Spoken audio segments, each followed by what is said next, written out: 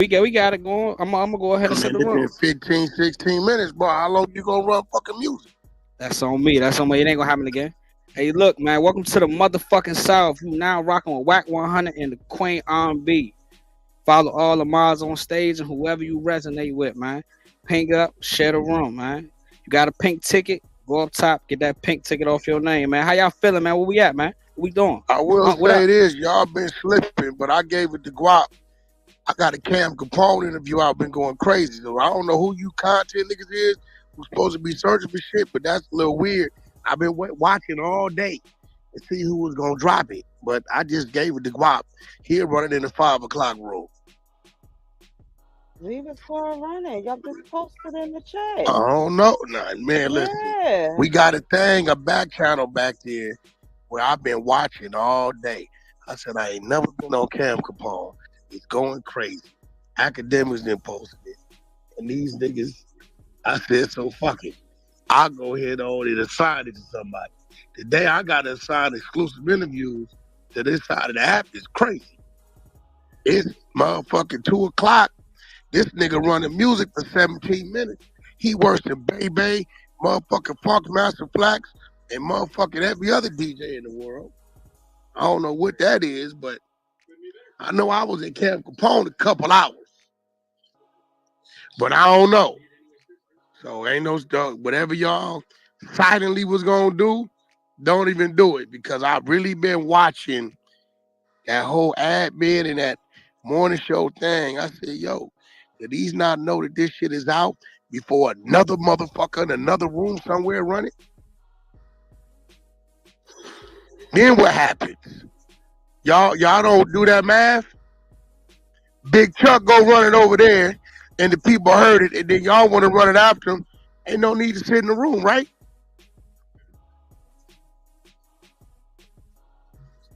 I'm just trying to understand y'all way of thinking. Another nigga go run the interview in another room, right? And the people over there hear it. Then y'all come later and want to run it. What happens? How does that benefit us?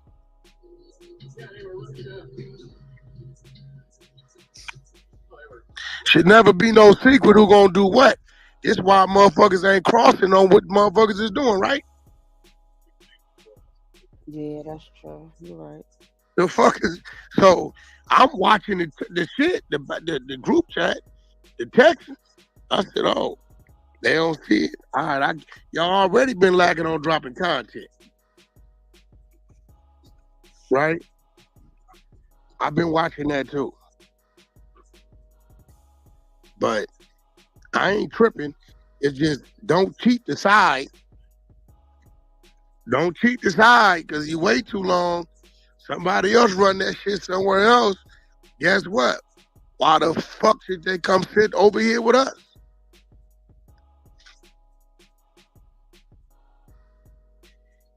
When that shit hot off the press, you better run that shit.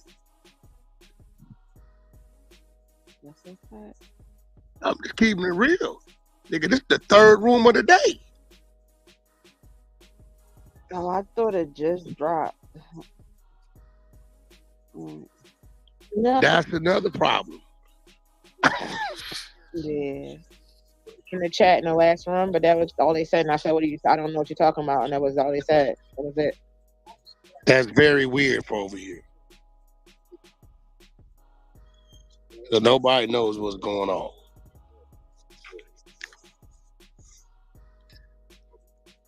I know this. Yo, chat.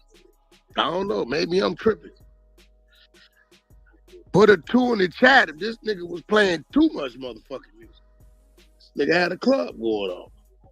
I came in the room, left, came back 5 minutes later, came back. Nah, I'm gonna correct that shit right What the now, fuck Wack. is going on, my That's on nigga? me. I'm gonna correct that shit ASAP. But I I ain't know don't about know. that. I ain't in them chats, so I don't know about this interview right here. It's Nah, up top though. nigga, you would have still been running it. Like what you was doing, 30 minutes of music. I mean, what the fuck is it? What we? Nah, What's the? not at all, not at all. It was just a club with no house. It's Just a club. like when the parents come back in for a house party. But now, all jokes aside, man, I'm gonna correct that shit right now. T Money, that's on you. Or you let that nigga get away with that shit, man. What's he money in here? His profile in here. Nah, I just slid in. I didn't hear that shit. This nigga was playing the music for 16 minutes straight. That's what I was asking that nigga about one time. Like, bro, how many songs y'all say? Shit. Yeah, man. Yeah, but I don't know. Y'all got it. Guap didn't gonna run in no room for a week. Fuck it. It just looked like motherfuckers is slipping. But if I could come in and start interjecting a little more, fuck it, I will. But just don't get mad when I start changing shit. See, I try to stay out y'all business. The more I got to get in y'all business, I'm gonna start seeing shit. I'm gonna start changing shit. I'm gonna start doing shit. Don't blame me.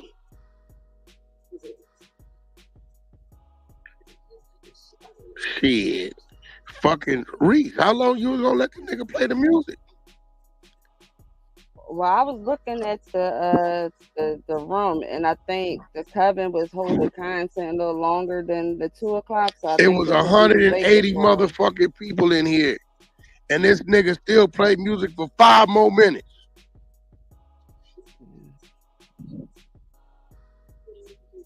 It looked like we wait for the people to pull up. Nah, ain't no excuse. It's a rookie I mistake. Like I apologize said, for we gotta going over correct on that y'all shit. time. I don't give a fuck. Yo, check this out. We get 180.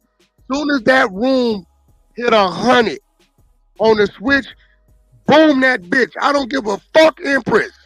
Bitch don't run nothing, dead homies. I don't give a fuck who room is it.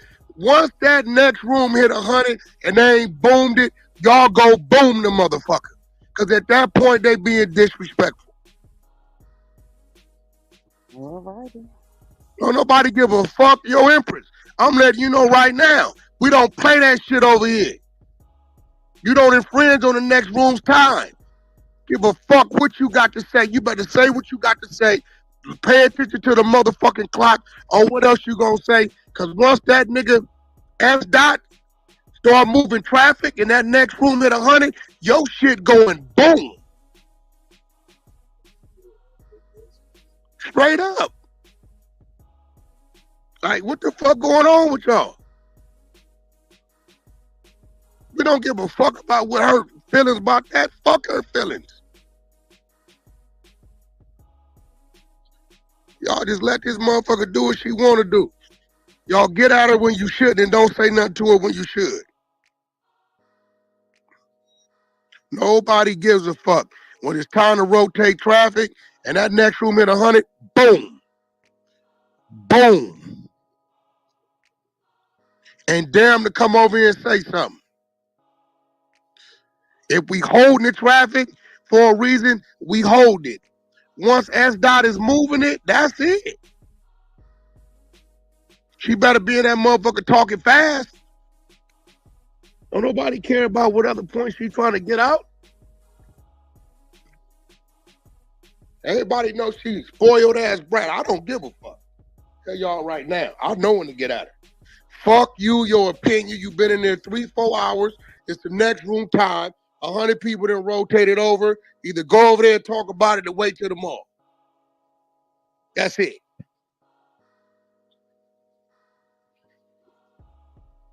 That's the crazy part. Y'all fuck with people when you shouldn't, and then don't say nothing to them when you should. Crazy.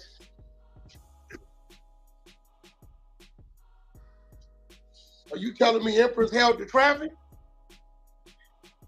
No, it was me and Miss Danny and Mr. Bach Newen. You and who? Doc Newen was talking. Who? Doc She Newen. talking about Bach. She's She talking talking about about Todd. But she's saying his name. Todd. Username. Todd. The fuck Todd got some say so on what's holding the room.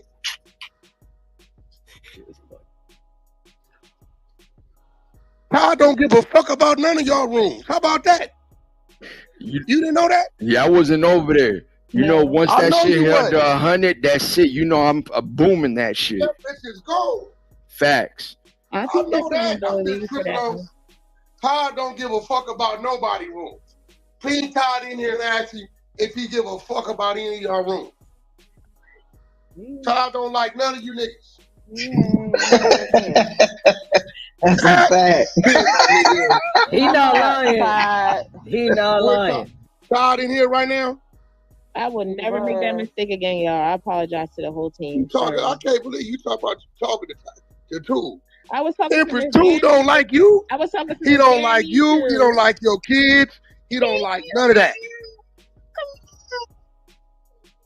It was an honest mistake. I apologize to the whole team. I won't do it again. Ain't no honest mistake.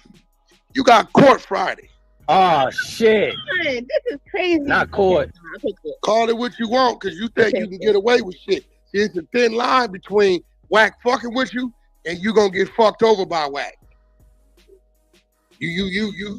I don't know what you think going on. Don't be fucking with nobody else time. You know what? You owe T Money some pussy pictures. Send that to T Money so we can fuck his house up again. Never. Say. Send that to T Money so we can fuck his house up again.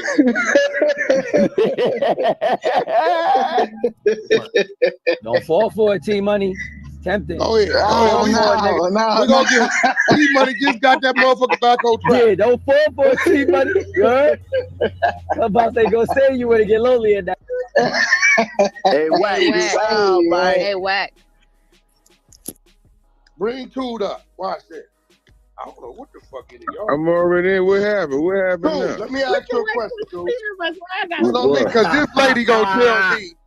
This lady gonna tell me she didn't shut the room down. She was talking to you. Now, Tood, I want you to keep it 100. Now hold up. If this ain't your time to shine, this is Tood. Do you give a fuck about any of these niggas' rooms? You know that, but I'm saying you told me. Do you give a hold on, Tood? Do you give a fuck about any of these I'm people? gonna tell you what really happened, though. What really Tood, happened hold on, was- Tood. What? Do you give a fuck about any of these people? No, but listen. Will you talk about Empress kids? Will you talk about Empress kids if she get out of line with you? Man, you know I ain't got no pics. Listen, but what I'm saying, you told me to be a team player. So I'm gonna tell you what actually happened because niggas don't want to tell the truth. We were talking shit. Danny said, "Oh, we over on the time." They switched over. All right. Now, as far as the music shit, he don't know no better. He think that's how you supposed to open up every room. I asked him every week, when y'all gonna start the content? They want music. They want troll. They want fuss. They want pack out. She gonna tell me she held the room talking to you. I said that nigga don't give a fuck about you. Danny was in there talking to Mr. Bach Newton. Why you keep placing me at the crime scene? Danny! It was Danny! Wow. Danny, come from out under the car. They caught us, Danny. Come from out under the car. Hold your hands up. Put your You hand done up, Danny. skated past my name 16 times. and you keep bringing it Danny, the lady that runs the morning show. We saw you. I love you so much, but I want to make sure he heard. Danny, Oh, you ever wow. heard the term? I wanted to make sure. Danny, gotta make What's so sure. sickening about it is I would have took the hit. I was dead about to say I'll go to court for this shit. That's all And she you- had to do. You put my head to the tire 16 Well, I got times. court now. It's okay. I already took it. Your head got chopped over and rolled down the street. She That was saying, shit "Don't bad." leave me by myself." It's fine. And I ain't got no control over none of this shit, so y'all could have boomed. Nah, that was two of the worst niggas. Guess the name, Danny and Bach. That was bad. Yeah, you, Bach don't give a fucked fuck, and Danny's is like, huh?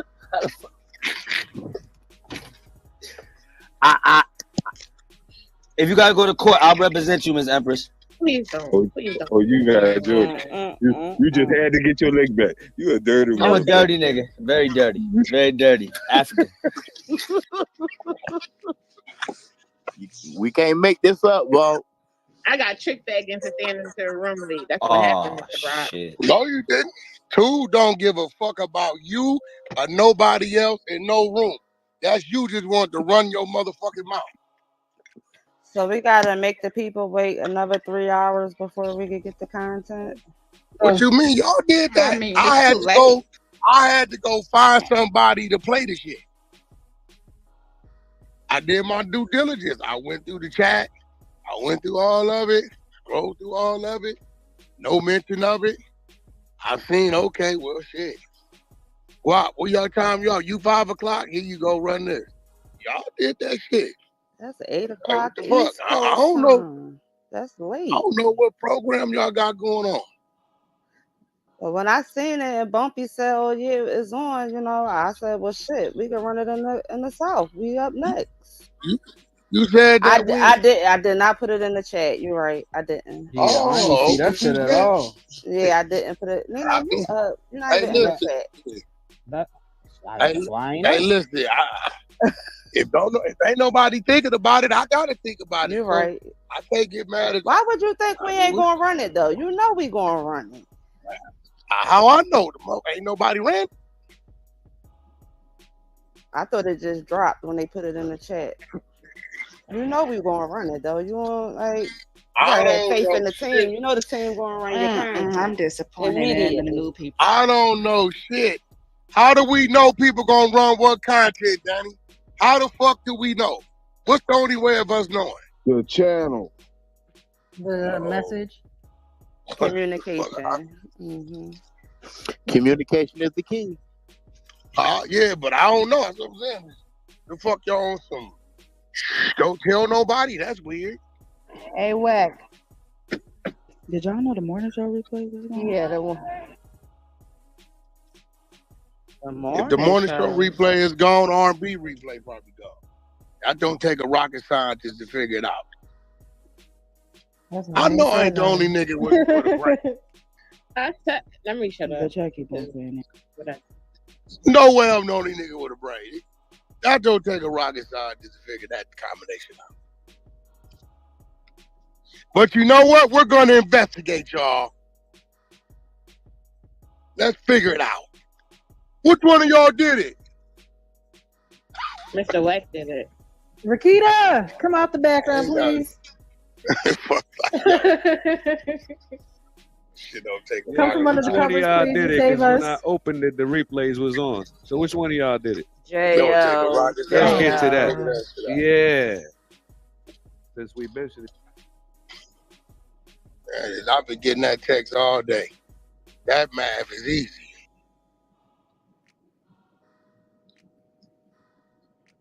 Two was in the house. Two put the safe in the house. Two set the code to the safe. We came back and the safe is gone. I got Who it. has the safe? Who got the safe? Surprise, Boy, niggas. street boy, shit. They could be running all kind of slick ass plays. God damn, that Tesla about 9 different colors. Why would a nigga want their car to look like that?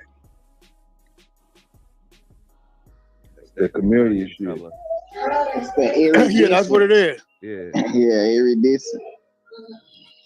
Yeah, I'm like, God damn. And they probably charged the nigga another 15, 20,000 for that shit. Nigga, how about you just give me black? How about that? black with the red and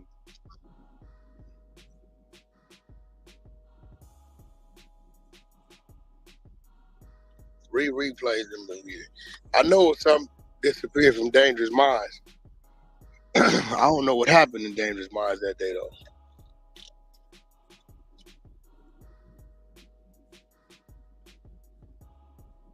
It was court.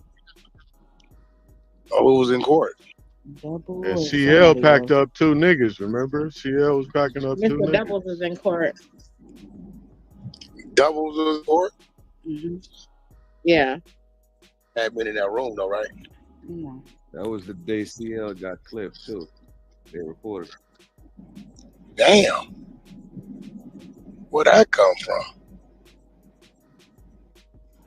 I don't know. Who DL packed up that day? Double. It was the craze chaos nigga in Double.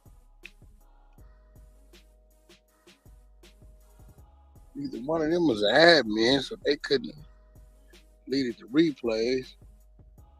But I know CL say that F word a lot, so they gonna stay serving. I told him that. I told him. They gonna stay serving with that. So if he was in there doing and saying that's what got him clipped.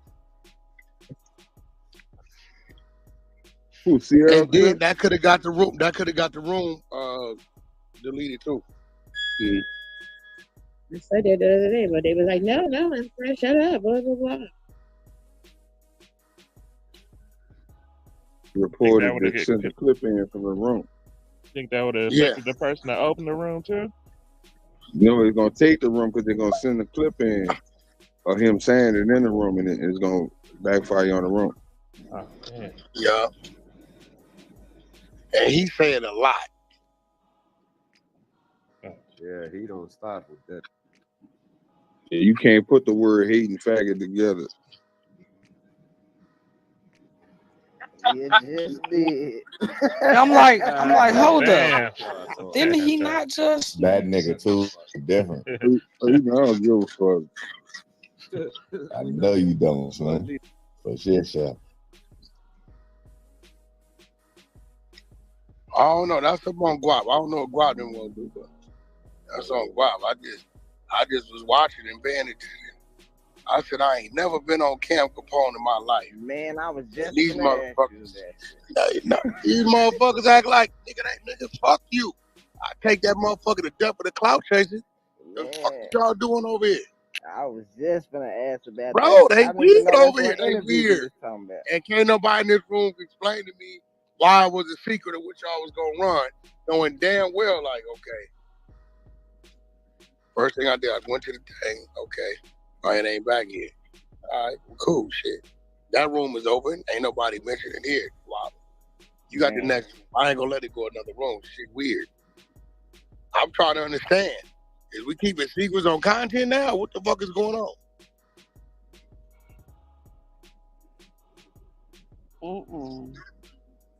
I'm trying to understand.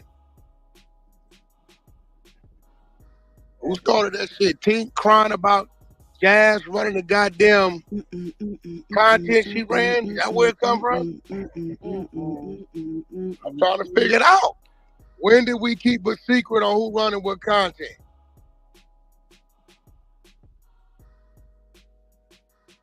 We don't. That was a lack of communication. Yep. I got nervous, so I made a decision. And then y'all do the dumbest shit. You lucky Reek didn't just come in and crack the 100 floor on your ass. And I wouldn't have fought him on shit. Y'all didn't think about that one, did you? Yeah, I was like, yo. I said, they really ain't. Yeah, as soon as you call that man a half a nip fan, I was like, oh yeah. I started interviewing that. He told me, I ain't never had no interview like this. I heard. I started interviewing that nigga. Hey, nah, Fuck, you telling me you a Nipsey fan and can't tell me nothing about Nipsey. that's a fact. That nigga kept saying he don't know. You put the pressure on that nigga, Wack.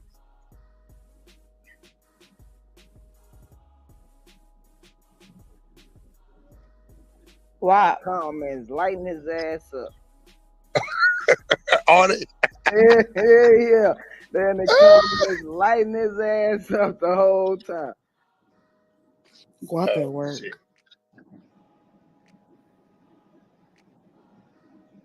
Well, you got on hating ass Tink in here. Yeah, Tank, what you think? We're gonna get the people what they want. Go ahead and run the content. Why no Tink? Why no Tink? Salute. Yeah. I'm finna be on him. I'm finna call you. You lucky I ain't got your mama number. Oh my God. Let me text it to you. Yeah, please do. I don't know what nigga, a bitch, or what a job got you on you, boy. You been at the liquor store.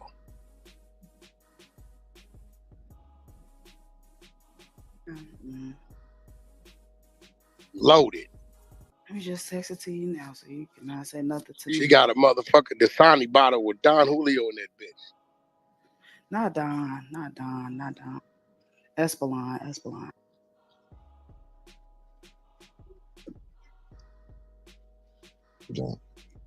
Been loaded. Loaded. And you know you batting 4 out of 7 days loaded, right? Hell no. Hell no. That's a fact. Only got 2 Ask the days people off. ask the people on the floor to tell you. Only got 2 days off. That's even worse. Every day we lit. Yeah, every day we lit.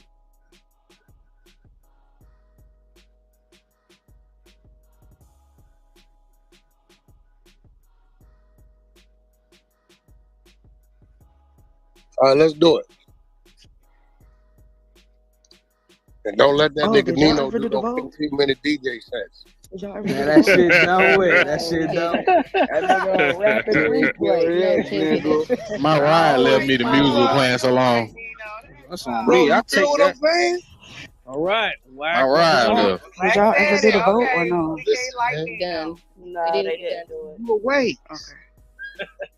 But I hear your name and your voice so much. I like, I'm going through your shit. I'm like, everybody been there but me. Everybody been here, but you was about it. Took a long time, but we You made it never happen. reached out though, man. Didn't reach out. What No, I was it? didn't Tell the reach truth. out, man. Tell the truth. I want to know why you didn't reach out. I don't know. Huh? It just, a lot of stuff going on with you, man. You're real controversial. Like what? I never really know exactly what you're gonna say. What you mean? What you mean? You know what I mean? Nah, what you mean? You don't know what I'm gonna answer your questions. But you do know I'm gonna probably say the things that your other people thinking that they scared to say. Okay, fair enough. All right, well, I just thought we would just start with some of the most recent stuff. G Herbo recently posted on his Instagram. He said, if you offer these dudes enough money or clout, they'll suck it to be on No Jumper. I don't know. Because Adam is real picky about who he lets on No Jumper. I'm gonna be real. 3 out of the 5 people that I asked him about, he turned down. Really? Because if they don't have a story, he don't want to talk to them. Just because you just did something, the only guy I seen go up there because they just did something was the Blockstar dude. But that was the whole Pop Smoke thing. Other than that, I know on our show, I don't know what the other shows do. I don't be there. I'm not really in tune, but I know on our show, he real picky about who comes up there, but I don't know why he would single us out. I mean, I think No Jumper is probably the biggest platform on the West Coast. So, people may want to get to that show. Maybe that's what it is. But you got a platform too, though. People say wild stuff on all of our platforms. That's fact. Yeah. But yeah, I don't. And then, it's not just Adam. You in the trick bag because if you edit shit out, people like, oh, you with what I was saying and you not keeping it authentic. And I said that because I wanted to say that. And me and you both know if they talking about an individual, that attracts that other person to want to come see you. True. Let me just say, I ain't never cut nobody out to make them out of context. I have cut stuff out before, but it's been very few times. And if I did, it was usually over like a mistake was made or I misinterpreted something. But I never cut nobody out to take them out of context to make them sound like they're saying some shit. If I cut something out, it's gonna be the whole or eliminate it. You know what I'm saying? The whole sex. You know what I'm saying? The part that. You know what I'm saying? That where it sounds like they're saying what they're saying. Let me just clarify that. I don't know. But I don't edit. I don't edit shit. Whatever I say, that's what I meant. I ain't gonna go home and say, hey, I was mad, take that out. Nah, whatever I say, I said it. Never once. You said it. Have you ever looked back and been like, damn, I'm finding I should have said that? No, because even though it may have caused a rift, the things I said that I say needed to be said. A lot of people are scared to say shit because of what the masses gonna think. Just because they don't like it doesn't mean it doesn't need to be said. You know what I'm saying? I think the biggest one was TMZ and the Nipsey shit. When they asked me about musical legend. right? And over years, I get a lot of people call me and say, I agree with you, but I won't tell the people that. Mm. Okay. And a lot of times I say shit that has nothing to do. I mean, the facts is there, shit. If somebody says, hey, my podcast is bigger than yours, and my YouTube channel is bigger than yours, right? And they ask me, who's bigger? This guy or this guy? My opinion, I'm just gonna go to YouTube, see who's subscribers, who's dropping the most content, make sure that this number didn't stop 9 months ago and there hasn't been no content that's sitting there. And I'm gonna look at what both of them are active. Shit, this guy's bigger at this time. They might get mad because the guy I'm saying may not get the people's vote. But I mean, I'm just gonna call a spade a spade. I guess your opinion, I guess. That's not an opinion, that's fact. Well, if I go to a channel and say 6 million, is an opinion. No, that's a fact. That's not a fact, bro. A musical legend? I think he's a musical legend. How old are you? 46. 46. See, now I gotta call you bullshit. Because we about to say, man, you a 78, baby? 77. Oh, so you be 47 this year. Yeah. I'm a 77, baby. You know why I said what I said? Because you said he didn't have the albums to back it up. He had one that did 50,000 copies. We're talking music. I'm not talking who he was in his neighborhood, none of that. So my question to you is, if I look up Dre, I look up Eminem, The Game, Jay-Z, I look these people up, right? Lil Wayne. And we look at their body of work. 10, 15, 18 albums, LL Cool J. We look at the tours, right? 20 different tours, 30 different tours, both foreign and domestic. We're talking music. Okay, I'm gonna ask you, what have we been calling those people of that magnitude? What's the word we call them? They're legends. Okay, so we call them that based upon their overall accolades, right? We see it.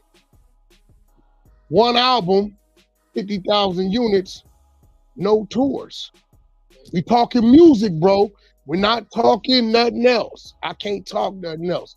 I'm not from his neighborhood. I don't sell t-shirts, right?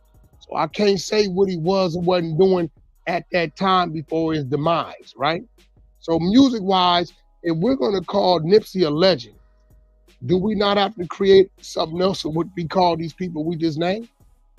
So my side of it is I feel like Nipsey kind of came up in an era where mixtapes was the thing. So he might not have albums, but he has. Does Nipsey got more mixtapes than Game? Let me finish. Does Nipsey have more mixtapes than Game and Lil Wayne? Hell no. Nipsey has classic mixtapes. Does Nipsey have more? But you can't put a number to them. Game and Lil Wayne was the mixtapes. They was dropping them like prostitutes was dropping babies. And they all had a record label behind them. Nipsey was independent. Who told you that? Now, Cam, don't edit my shit. I'm not. I'm gonna let you slow down. Or you do know who you talking to, right? He was independent. You do know we're responsible for his first deal. First deal. After that, everything he was had independent. 2 deals. He was independent when he was dropping those mixtapes. Then why didn't he drop an album? Bro. He was hot as hell. He was the hottest thing on the West Coast. So what was the labels he was signed to? Whatever. How many labels was he signed to? But I know he wasn't signed when he was dropping those mixtapes. What label did Marathon come out under? Nipsey Hussle was independent. Atlantic artist. He was still independent. He was doing it all himself. What? He was on tour.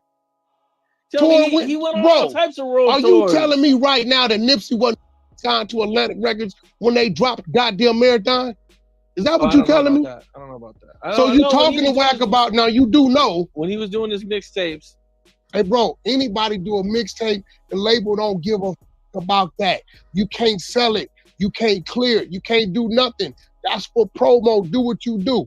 You're not gonna tell me budget-wise and distribution-wise and marketing-wise, Nipsey Hussle was independent.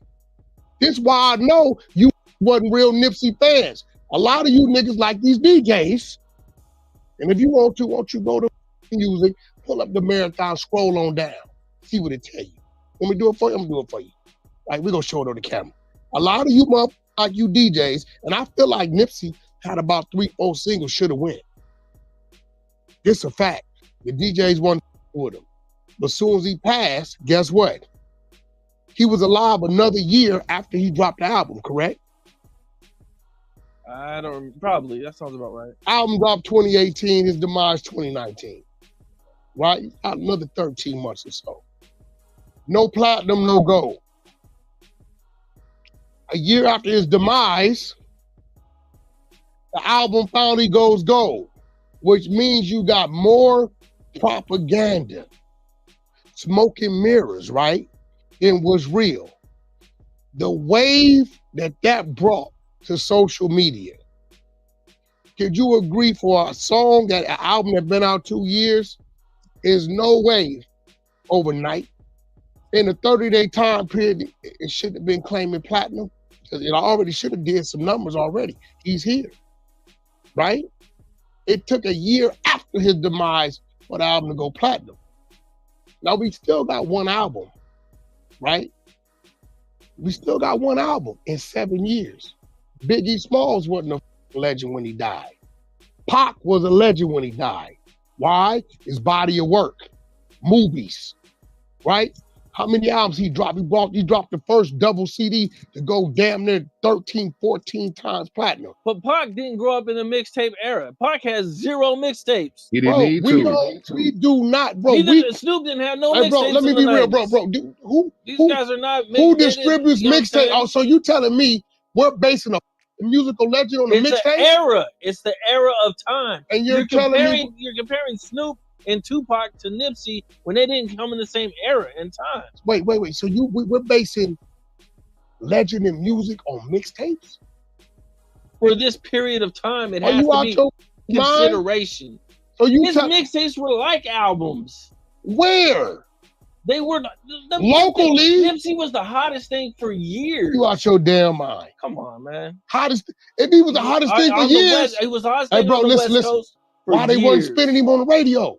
He was on the radio. I heard him on the radio all the time. Let's put $100,000 bet. I go pull all this shit. I'm not gonna put $100,000 bet, but I heard him on the radio enough. Hold on, bro. What you talking about? Let's put your money where your mouth is. I can go pull all the charts up. I can go back 15 years. We're going to go back to whatever date you talking about. And I guarantee you we won't see rotation. Hit, spike, rotation. So again, my question goes back to, what do we call these people? Are you putting mixtapes up there with the body of work of Drake? You putting mixtapes up there with the body of work of Wayne? And Wayne got physical distribution and mixtape. Wayne is like, come on, man. We called him a legend. That's my point. I think they used the wrong word, bro. If a dude just started podcasting, right, and he got 1 million YouTube shorts up, I'm not gonna tell him he on your level or Vlad level. I'm not gonna tell him that. I'm gonna say, bro, you got some work to put in. Keep going, keep doing what you do. Biggie later on became a legend. There's movies and people sampling and redoing shit and remastering and remixing. He became that. But Pac, at the time he died, let's look at everything he did, all his albums, all his accolades, movies, and so on and so forth. Nip was in a few movies. Do you know about that? You probably don't, because you was a fake Nipsey fan, bro. Definitely not. You was a fake ass Nipsey fan. How can you be a fake I know. Nip was in movies with Ben Rames. I know. And you didn't know about it. I know that they wanted him to be in Straight Outta Compton. I know that 50 Cent was looking at him to play Big Meech in BMF.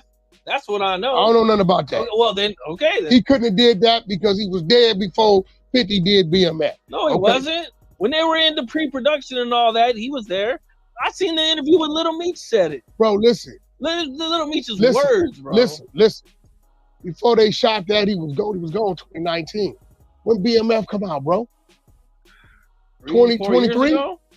What, so 2020, 2022? 2022? Nah, Power was in production. You tripping. Bro. BMF it's on his 4th season. So it's only been like 4 years. That's 2020. That, you can't tell me the movies he was in. Okay, I don't know everything about him. Then don't tell me Nipsey fan. You got to know everything about somebody to be Hey, a bro, fan? bro, Is that the qualification? you to be a can't fan? tell Then, me- according listen. to that, I'm not a fan of nobody then, because I don't lap. know 100% about no rapper, bro. Okay. That's your camera? What that say? Atlantic Records. You see that? Fake ass Nipsey fan. You see that? Is that Indy? That's what Cardi B shit say. Oh, hold on. 2008, all money in, no money out. Atlantic. So it's a partnership, bro. That's a distribution. No. My last 5 game albums, Blueface, Tatiana, all that shit says 100 Entertainment, E1. Do you know what that means? Now, if you don't know what it means, kick back, because you don't understand that. That means I went in there, I did a joint venture deal with them people. They gave me millions of dollars to put this product out and to pay the artists, right? They spent millions of dollars on marketing. That was an album, too. That's not no mixtape. Bro, you said he was independent. We don't even count mixtapes. If that's the case, Game Ass is on Jupiter. Lil Wayne on Jupiter. Game killed it on the mixtapes. Absolutely. Have you ever heard us claim to fame the mixtapes? When we're talking about musical legend, we talking about what the we can count up, bro. If you's a platinum artist, we don't count no mixtapes. We gonna see how many platinums you got, bro. It's real shit. Hell, I'm gonna keep it real. You may not like it. Blueface ain't got no mixtapes. And Nipsey's numbers today ain't nowhere near what Blueface numbers is. It's a fact. I got about 9 platinums. This is a fact. We can go to the stream right now. You want me to pull it up? Or you want, because I'm gonna pull up, me and you argue, I'm gonna pull this shit up in the numbers. I'm a number guy. I'm an Aries. I hate to be wrong. I'm just being real. Just say Nipsey's a legend. I'm not dealing with no opinion. No, look, listen. Listen. Just the mixtape. Slow down. The amount of music. Hey, Cam. the amount of music. How hot he music, because y'all all Coast. try to do that. You know what I'm saying? Music. That's it right there. All I'm speaking on is music. It's not all numbers. Look at Nas. Nas don't have the biggest numbers. Ooh, and he's Nas is a legend in the game. He's a legend in the game, but his numbers his numbers ain't nowhere near like a Pac or a Drake or anybody else. How many albums he got? He been around for like 30 years. How many big hits he got? I don't know. Has he crossed over from music to doing other things? Yeah. What other things?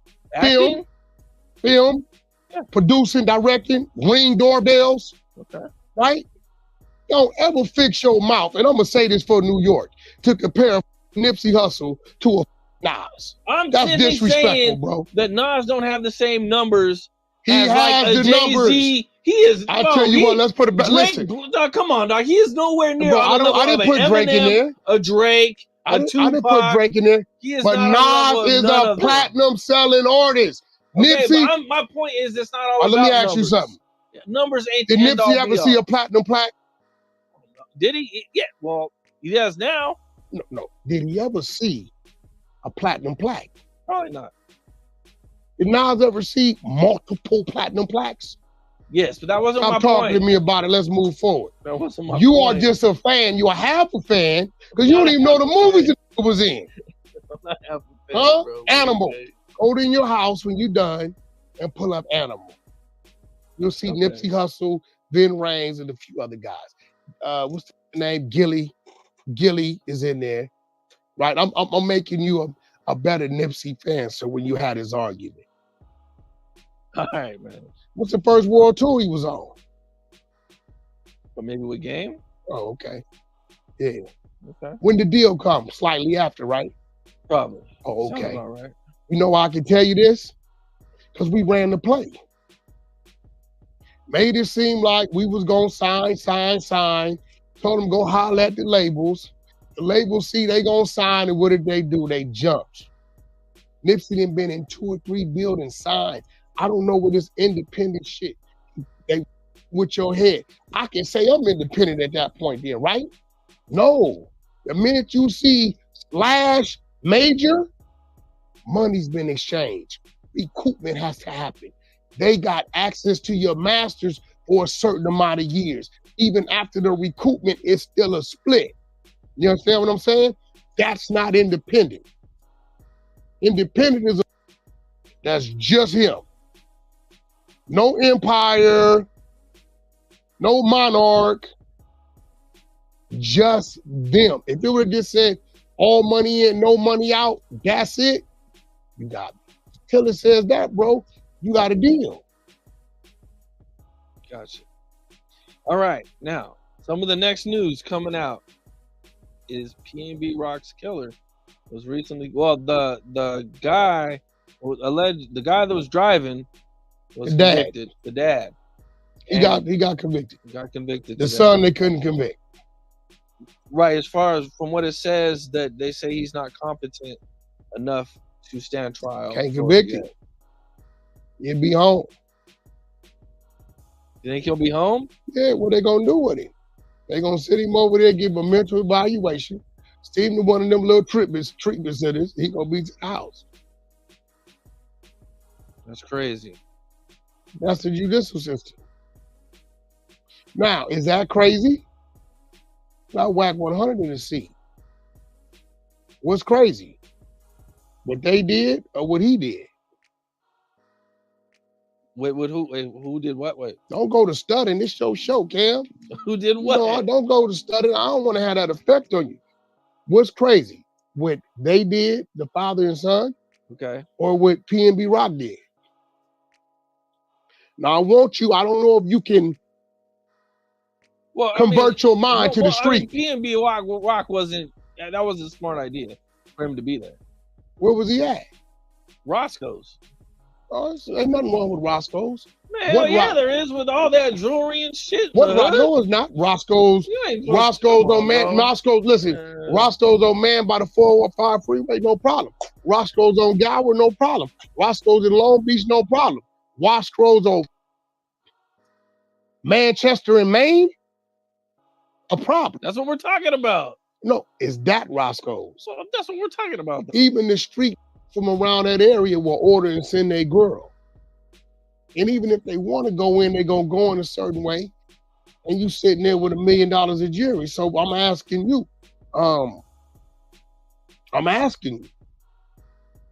you know, if a bunny rabbit runs into a lion's den, what's going to happen? Of course. Yeah, they're going to eat, right? Yeah. I knew PNB, rest in peace, PNB, but we having a conversation, and I feel like I need to have this conversation because the rappers that's in the game now that are not from LA, who have this thing about not checking in. Let's define what checking in is. Checking in is having a person or a team that's gonna tell you what to do and what not to do in their jungle. I check into every jungle I go to. I don't give a. They know 3 days ahead of time I'm coming. They know how long I'm gonna be there and where I'm staying. They might tell me, yo, Wack, the places we used to go, that ain't cool, that's cool, that's cool. And you know what? I know we're gonna have somebody at the airport. Shit's going on. Now, I know PNB was just with us in New Mexico at Albuquerque at a show, right? You know what the fuck he did to me? He walks in our dressing room, all this jewelry, where's your security? He told me God got me. You know what I did? Took my security guard named Pet Bull off of Blueface and put him on him. You know why? PNB would have got robbed and rushed over there. Who they was gonna blame? Who you think they would have blamed? You. That's a fact. Nephew, this ain't what this is. You in the rap game. You can't run around like this. Now, if PNB would have been in that Roscoe's with none of that jewelry, they probably would have asked him to take a picture. Yeah. If he would have gave it up, he'd still be here. So you're saying that the PNB Rock didn't want to give us jewelry? Definitely did. He was hesitating. You in the jungle of Los Angeles County. They ain't playing. Them niggas got a 35-second window. Either you gonna give it to them willingly, or they gonna take it their best way they can. You got insurance on the jury. Take that shit. We wouldn't have looked at him like no punk. Where you get robbed at? Roscoe's. What? Which one? Manchester. Oh shit. You know, that's the heart, the epitome of the word South Central. That's the East Side. You got it's 6, 7, 8 different notorious gangs that all through there. So to all the artists up and coming, bro, check in. Check it in on me. You being extorted, you paying. You know what I mean? Because guess what? What you do for me over here, I'm gonna expect you to do for me over there. I've been hearing a lot about Keefy D. Is he out of jail or is he getting out of jail? He's not out. Last I heard from the Belmonts when they was clearing his house arrest. All this time I've left my money and the bond of my real estate in place. It went back for a second hearing. And what the attorney is telling me, the judge was in favor of everything we provided for the bond. So last I knew, they were clearing his house arrest. He's in Nevada, so it's a little different. Okay. There's been reports that he's given up Diddy. The only report we can go off of is him in court. And the reason why that's hard to believe, because his only court proceedings has been the bail proceedings. He's not due to start trial, I think, until November or top of 2025. So where would he, Keefy D, give up Diddy? Or is it just a blogger putting some shit out there? You got to give him up to the district attorney or in court, right? Well, it was reported by the news, but it was a little, like, I couldn't really understand what, you know what I'm saying? They said he was mentioned a whole bunch of times, but it was like, because it could have been from the proffer agreement. They weren't really exactly clear about when Keefy D Is said there a this. proffer agreement? A proffer agreement in Los Angeles don't count. They can't use it. Right. They can't use it. So whatever proffer he gave him in LA has nothing to do with the last 10 months he's been in Nevada County Jail. You know what I'm saying? Whatever he said, I don't even think the police officers that he proffered with can take the stand. I don't think so either. So, did he proffer in LA? But it is tricky, though. The reason why it's tricky is because part of the proffer agreement is that him saying, like, if he lies, the proffer agreement isn't any good. So if he's over there saying he lied, it's kind of like, well, can they use it? Well, no, he's Can they saying not he use it? lied in podcasts. See, y'all, listen, one thing you got in front of you, you got a seasoned vet. I'm not a rapper. I'm not one of these Poindexter. I don't speak to you from YouTube. I speak to you from knowledge, right? He says he lied on YouTube, on Vlad TV, right? He never said he lied in his LA proffer because he knows that the LA proffer cannot be used. He knows that. I don't think he said about a specific podcast or show. I think he said he lied about he didn't do it. No, well, he never proffered that he did it. He absolutely Keefy did. D has never said he pulled the trigger. You're lying. No, he said he was in the car. That's what he's not being doing charged it. with. So let me ask you something. You He's say not Wack. being charged for pulling the trigger. You say Wack. Hey, run me to the store real quick. I want to grab some before you get up out of here. I go to the store. I blow him up at the light. You in the car? Did you do it, bro? But that's. Did you want me to do it? That's not the same. That situation. It is, you don't know the situation because you wasn't there. I know what he said in the tape.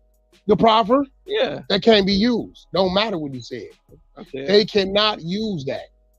They can't use it. It's stipulated in the proffer. I wasn't. Okay. Yeah, I kind of know. But what did he say? I want to hear what he said. What you tell me he said? What I'm saying is, if he's saying he's lying, or that he, I don't think he never said he lied in the proffer. He don't care what the proffer says because they can't use it. They cannot present that in that courtroom to that jury. Can't do it. But I believe I've been hearing him saying, I got paid, right? I got paid to do these things and say what I said. Now, he has been saying these things because they contacted Vlad to see if that was true. Vlad refused to return the phone call. Yeah, they contacted me. Yeah, refused to return the call. I lost my footage. My hard drive broke. Yeah, so I don't have it. End of the day, Whatever footage is up is up. But Vlad did his interview based off the book anyway. So, you know, end of the day, try to give him a fighting chance. He's 60 years old. He got cancer and shit. You know, it looks a little better you walking in the court with a suit than coming in a jumpsuit. You know, conduct a little business, you know, eventually. You know, Keefy D, he's not a convicted criminal. He's accused. In the good old USA, it's innocent until proven guilty. Facts. What do you think? Think I shouldn't have touched it? Think I shouldn't have bailed him? You think he doesn't deserve to be free and fighting his case? What you think, Cam?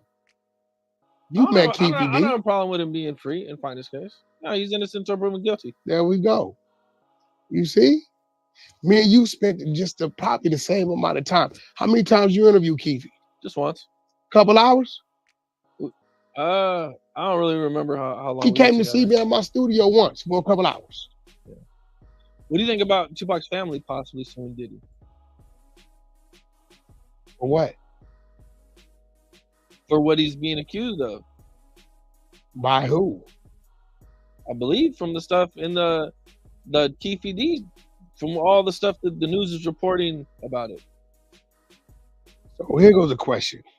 Allegedly.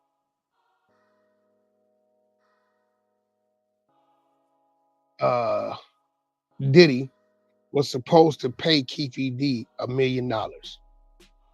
Right? Did Keefy D ever say he got the $1 million? Keefy D said, "Why not?" Said he never got it. He never got it. So Diddy, let's say, if Keefy D was dealing directly with Diddy, which he wasn't, Keefy never talked to Diddy, never had business with Diddy. There was 2-3 people in between that.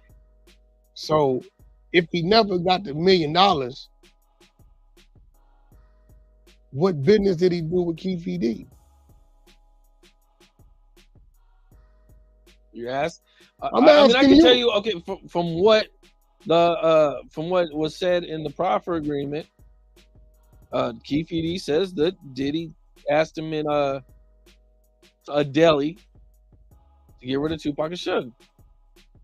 Did he ask him directly that? Yeah. Wait, to get rid of Tupac and Suge? Yeah. Or to protect Diddy from Tupac and Suge? Which one, man? Let me see. Which one, man? Hold on. Which one? Come on, Cam, you with the best. You know what I'm saying? trying to get you the exact audio. You got of no what he jumper said. in the seat. We tend to hit the shot, man. You know what I'm saying? You asked me around and turn this I into a wanna Wack make sure. interviews Cam Capone. Huh? You're supposed to have all your facts together. And again, let me reiterate. You're talking about information that cannot be used in the Nevada court. That's a California proffer.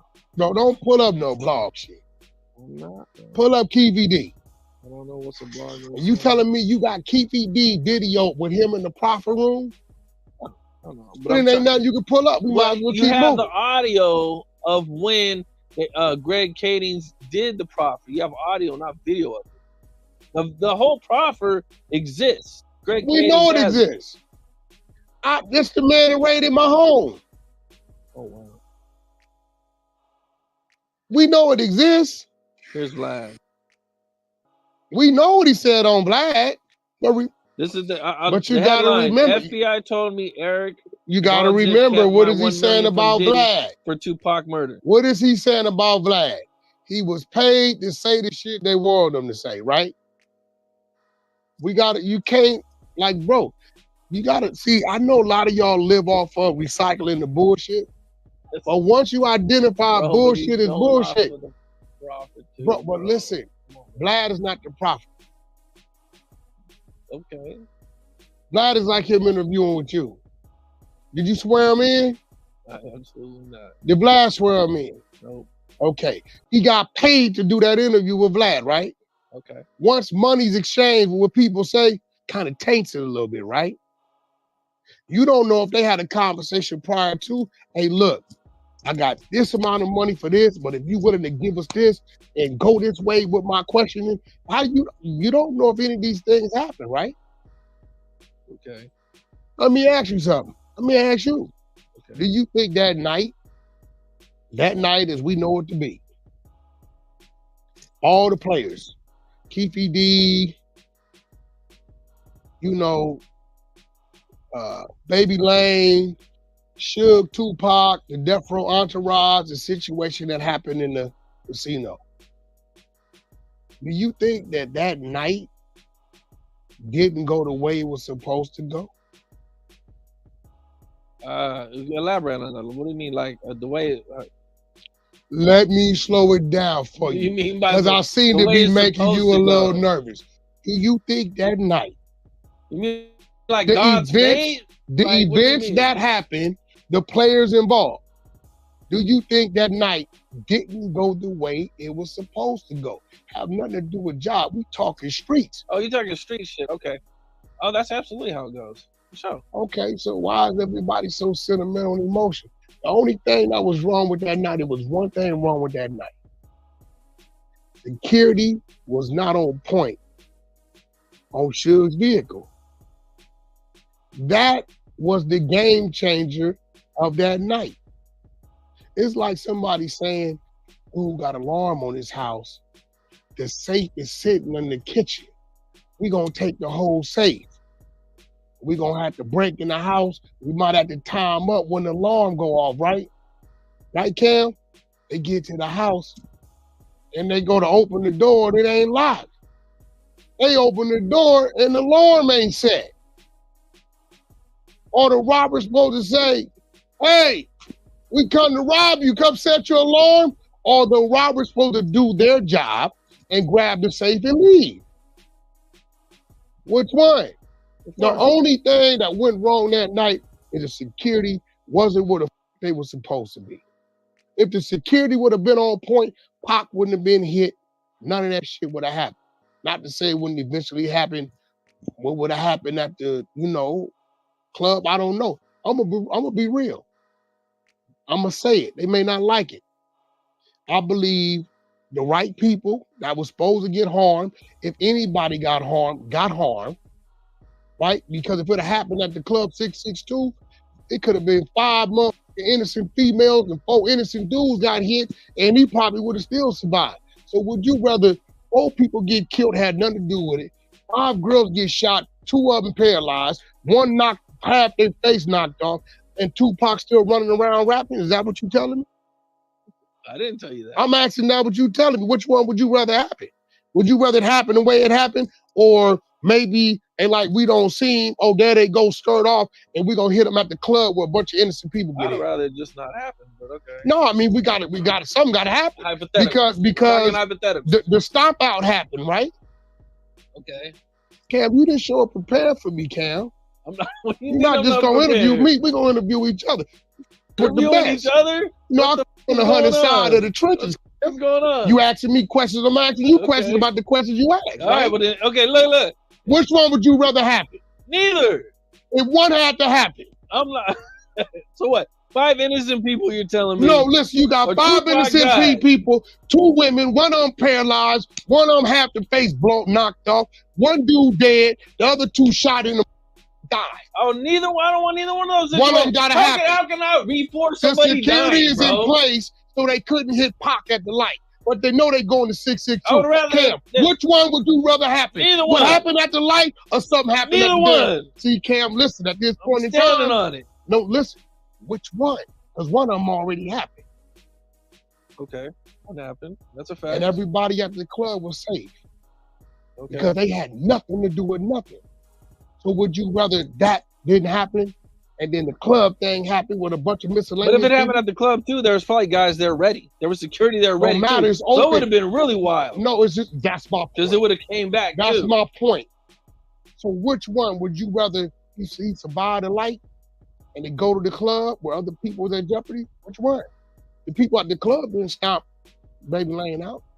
I'm never gonna say that I'm for Pac getting killed. I'm just asking which one would you rather have? I'm just saying I'm never gonna be like, yeah, I want Pac to be. Pac's my favorite. Okay, let rapper, me man. ask you another it's, way. It's a little. If somebody had it on for you, Here we got another hypothetical. No, ain't no hypothetical. Okay, They had it for okay. you because that shit was real life. It was because they already hit 662. Remember? That's the first place they went. They was gonna double back. They wasn't stop. They was hunting. That's what we call hunting. If somebody Well, had that's it. not okay. Somebody had it for you, Cam. Right? Okay. Would you rather them get you at the light or run up in your house with your wife and kids and ain't no tell I was gonna go? Which Of one would you course. rather have? Of course, I'd rather just get me. At the light. Yeah. You answered the question. Let's go on. Okay. Young and Ace. I know him. I believe he come to the studio once. I got on him about wearing shower slippers. Actually, that's what he said in the interview. You got he was wearing Yeah, I don't probably some Louis Gucci, some fly shit, but you know, when I see the youngsters and I see the fire in his eyes, you know, I'm gonna get at him about that.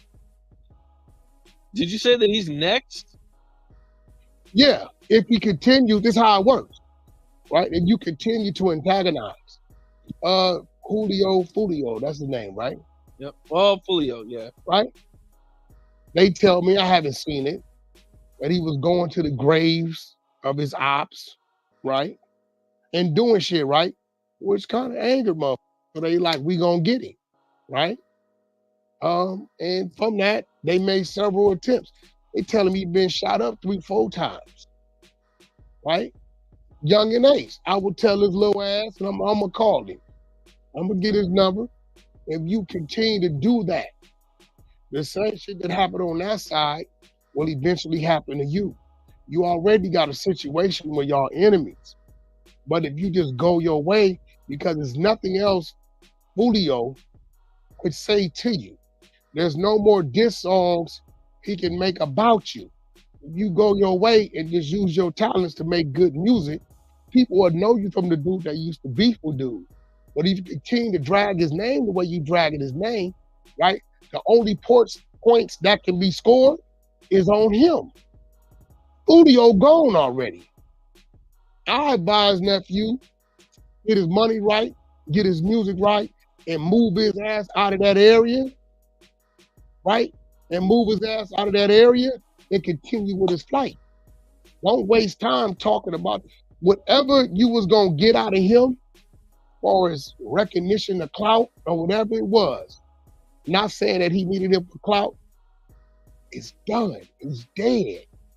Unless somebody makes an AI version dissing him that nobody's gonna respect, there's no need to stay on it. Keep moving. You survived that battle. Nephew, you still gotta fight this war. And this war is your finances, taking care of you, yourself, your health, your kids, your family, right? Move on. I got nothing against Young and Ace. He come to my studio. He was a respectful youngster. You know what I'm saying? Good dude. He got the fire in his eyes. Little gangster. He quiet. He don't say much, but you can see it in him. So yeah, if he continues to, if he is, it's just what people are telling me, to antagonize that situation, right? And he's still in that area. And he's telling me that the parole or probation officer is saying he can't be in an armored car. He can't wear a bulletproof vest. He can't have security. Nephew, they setting him up to kill him. So what he's supposed to do is supposed to do everything possible to limit that from happening. Go talk to the mother. Let the mother know what was going on between us. I'm looking back at it and I see that ain't what it is, but only do that when you mean that. Take a picture with her. You know what I'm saying? Like, yo, you lost your son, I ain't do it. You know, maybe we can pick up. Do it that way, and I think things will turn out a little better for him. What you put in the universe come back 360. That's something my big brother DJ K. Slay taught me. Rest in peace. What you put in the universe, Wack, is gonna come back. If it don't hit you, it's gonna hit something close and dear to you. What do you think about the guys being arrested for Fulio's murder? Well, you know, this is when I tell the youngsters, y'all call us old. We still here. 30, 35, 40 years in this shit. And we still here. We didn't fought the cases. Wasn't arrested for the cases. 30 days later, all y'all in jail. They get one and everybody fold. That's the difference between where we come at where we come from and where they at with it. Ain't no way 30 days later, everybody booked. That did seem quick. Yeah, that's the difference. This is why they say so. When I was coming up, a person in their 40s, we didn't see them as old. We didn't call them old till they was in their 60s, maybe late 50s or 60s. You know why they call people in their 40s old? Because they dying at 23, 24, 25. So they can't fathom being 45. Damn, that's 45? Shit. We all died at 25. The homie died at 19. When we was growing up, our uncles and shit and pop, OG homies is 60 and shit. So I still don't, at 47, I don't really start looking at old to about 58 to 60. Personally. Because I got G homies that's in the park right now doing pull-up, push-ups, and dips, busting down at 65, ready to squabble. Having fun, hitting their switches and doing what they do, riding their bikes. Who's very capable, totally capable. I take 5 of them youngsters and I put $100,000 up and put them with 3 G homies, and I take in 60 seconds, all of them gonna be out. We knew how to commit crimes if that's what we was doing at the time and get away with it. He is caught in 30 days. And then had a brawl with I think the times are a little different though too. Well, I mean, that's why I keep telling them, stop calling us old heads like that's a downgrade. When you learn how to get old, when you learn how to get away with it, then call us that. Like when you doing it better than us at our age, then call us old heads. But you can't even make it to our age to compete. I hear that. All right, I just want to take it back a little bit, man. How did you get involved with Death Row and Suge Knight and all that? Reggie Wright was running Death Row when I came on. Suge was gone. My homeboy Pooh Ryder, rest in peace, was at Death Row. He was at Death Row. Death Row tatted on his back, Death Row chain. Him, the realest, and Kurt Cobain, producer out of Chicago, was living in one of the condos in Tarzana. Realist was the dude selected to kind of like come behind Tupac, right? You can find him on Above the Rim soundtrack. He was under the name Taninikin back then. Kind of resembles Pac, raps like a little bit.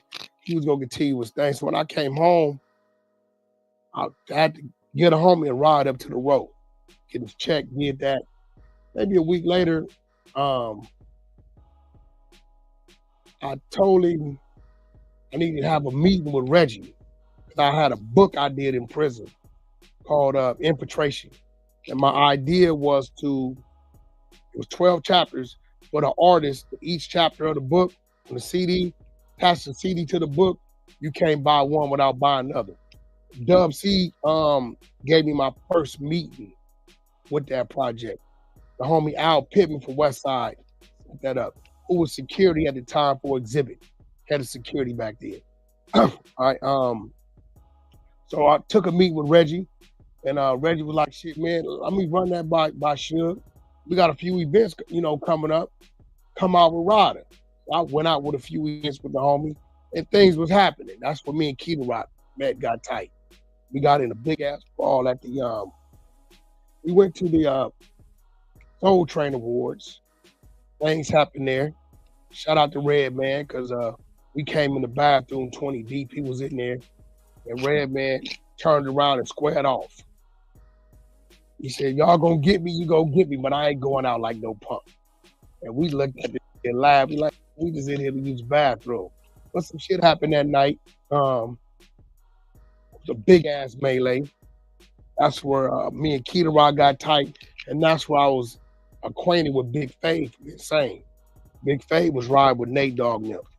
So, when you looking up and there's a rumble going on, and y'all putting in your work, you can only acknowledge a motherfucker from the other side putting in their work. And I got to give Fave his props. He was putting in some work in there. Me and Keita Rock got tight that night. And it was back to back in the corner fighting 6, 7, 8. We was doing our thing. And Keita Rock telling Reg, with it. he need to be around more. I said, Reg, I got trucking companies and real estate companies.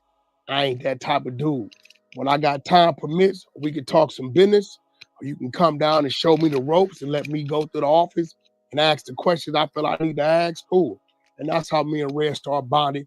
Red started, he went to visit Suge all the time, and he telling Suge, this is dude you need to meet, so on and so forth. So when Suge came home, Reg gave me a call, and that's how that happened. We talked. He came up to my crib. He liked the fact that I had my own. And I told him, look, I'm trying to get this book done or whatever it is. He was trying to get off in the movies. He said, look, bro, all the homies is homies. You're a little different. You understand business. You know what I'm saying? You got some business. You're doing your own thing. So, we can move together. The other homies was there for what they was there for. I don't knock them for what they was there for. I was there to handle business. But what he liked about me, if the fire came, I knew how to fight the fire. Well, I was fresh out the joint too, so I think Suge might have came home in 01, 02. So by the time I come home in 99, by the time he came home, I'd already went through my rough patch and set up my business, and I was all right. I was doing all right. You mentioned Key Rock. Oh, yeah. I remember Key Rock Game name dropped him in one of his songs, the song with Nipsey, where he had the LA on his face. So that's where Game got. But Key Rock was the Rolling 60 that was over there at Death Row. The corrupt and all that shit. That's Key Rock credit. Other people wasn't around. When it comes to 6-0 in that music industry, Key Rock, S-Mac, cats like that was the one out there really Big D pushing that line. Other cats come later. Okay. Now, eventually Suge gets out and you meet him? Yeah. You guys become close? Real close. Okay. How does, so what's that like when, how'd you guys, become real close? I mean, we men, shit, he like Wack. I got some meets. He knew that I wanted to understand the music industry. And at the time, I didn't understand it. But he knew also that I was a gangster. So if we go into meetings, guess what? He may not have to have the homies with him. We going to a meeting over here, he know he got a motherfucker that if it come down to it, it's gonna happen the way it's supposed to happen. But all in all, I can say this: Suge taught me one super valuable thing. We never got no deals done. Suge was a little different. He could be making $10 million. If we found out you was getting paid $500,000 on the back end from the other side and you wasn't charging him, he'll walk away from the $10 million to keep you from making that $500,000. We started noticing this shit. But one thing I learned from Suge is what not to do. A lot of the shit he was doing, a lot of the pressing he was doing, he was pressing wrong people. Those very people today are in very strong positions, right? I learned not to pass up your blessings. Suge could have had distribution. He just wanted it back with the majors. Koch at the time they did a deal, brought half his catalog, and Suge got paid 5% of all urban acts that went through Koch. So that means Jim Jones and DJ Khaled, all that shit that was going on in the earlier time. I believe Dipset might have been there. But he didn't want to go say Death Row was being distributed by Koch. If he would have done that, he would have been 5-10 years ahead of everybody else on the independent tip. His pride and his ego got to him. Other than that, he'd teach you how to fadangle, how not to get fadangled. I started to learn that have your meetings in the daytime. Don't meet him in Hollywood, have a meeting at the nighttime because it's a good chance he just wants you with him. You'll never get to the meeting. So he taught me a lot of the little bullshit that the industry cats do. And, I ran into a lot of people was able to shake their hands because they felt I had Suge's ear. No, man, talk to him. It ain't got to be this way. Because there was a lot of getting pressed. That's a fact. A whole lot of them. And I was a voice of reason. Hey, look, man, dude, do this. Won't you do it with him like this? Do it with him like that. Let me holler at him. And he'd be like, you deal with it. And I might massage the situation, work it out. And through that, I had a friend. You know what I mean? But I never did any. We never got to any business. Death Row at that time was on its demise. It went from Death Row to Dove Row, and they took the whole thing. And he caught a violation that wasn't his. I saved his life from Key to Rock. I did that. What do you mean by that? Well, Death Row office got shot up. He started blaming Key to Rock. Key to Rock took it personal, and we went to Club Sugar one night.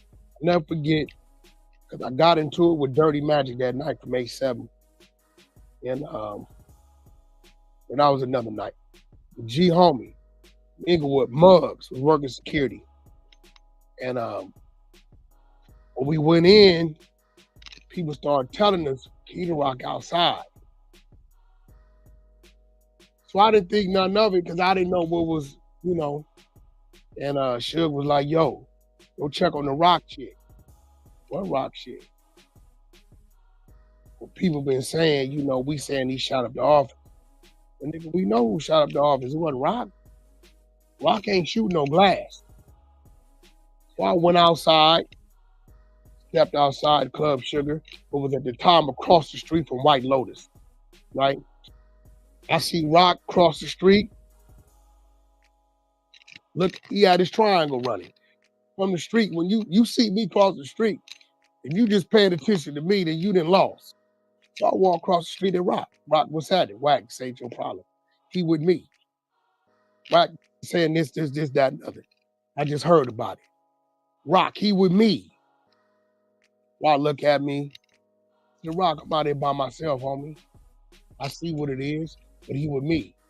Give me the respect I would give you. He ain't have to do it. Rock's a very dangerous man when he want to be. Good guy. Love him to death, even today. Very dangerous when he want to be. He said, I tell you what, Wack, that shit stop coming out of his mouth, it's cool. If not, you can't stop it the next time. We shook on it. We do it in whistle. 6, 7 niggas came out. They got on. So, you know, me and Rock got real tight. We got real tight, real close. Even when he went to Arizona and got into his situations, he knew he could call him. You know what I'm saying? So we got real tight. We still tight today. You know, I consider Rock a friend. He's always been solid, stand up, good dude, and a great representation of our culture out here on the West Coast when it came to what he stood for. Can't take nothing from it. So, were you ever around the music business before Death Row at all, or was Never. that was it? I was doing time. I was gang banging. Juvenile Hall, YA, penitentiary. I was gang banging. You know, from 1989 to 99, I was in and out of jail. I might have had a 4-5-month run on the street. YA, Camp Miller, twice. Shout out to my dudes, Devil Lane. Juvenile Hall, Silmar Central LP, Youth Authority, Fred C. Nellis. Then I went to the pen at 16. It's 16 to 22. That's where you got out in 99. 99. What was the most serious charge that you caught? Caught or I did time for? That you did time I for? caught murder, attempted murders. I didn't call all of them. I caught the murders, attempted murders. I didn't call the armed robberies. I'm not a robber, you know. But I did time for was I had 2 counts of 245, start with deadly weapon. 1 count of discharging firearm in city limit. 1 count of discharging firearm in an inhibited vehicle. And 1 count of discharging a firearm into a dwelling. And pretty much I chased them up, down, and did what I did, and they told the police. That's what I went to prison for. Attempted murder, I beat. Murder case, I beat. All these are caught as juveniles. The armed robbery, I went to camp for. Wasn't my beef, but it is what it is. We come with it. Did it time for it. 12, I did about 6 months. I shot a dude in the face like 32 times with a pellet gun. Called my mama a bitch.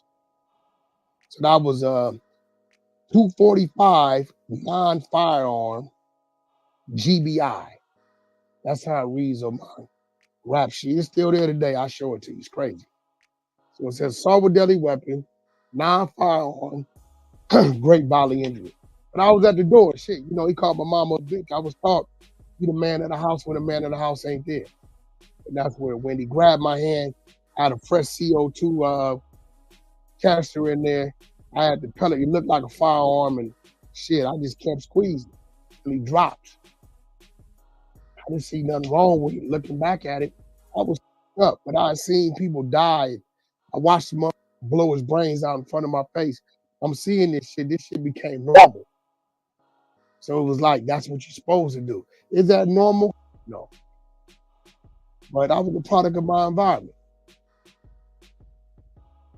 Okay, and you get out of jail, and what makes you want to go straight? I was being a bitch ass. I left my baby mama out here, my girlfriend out at the time, pregnant with my son.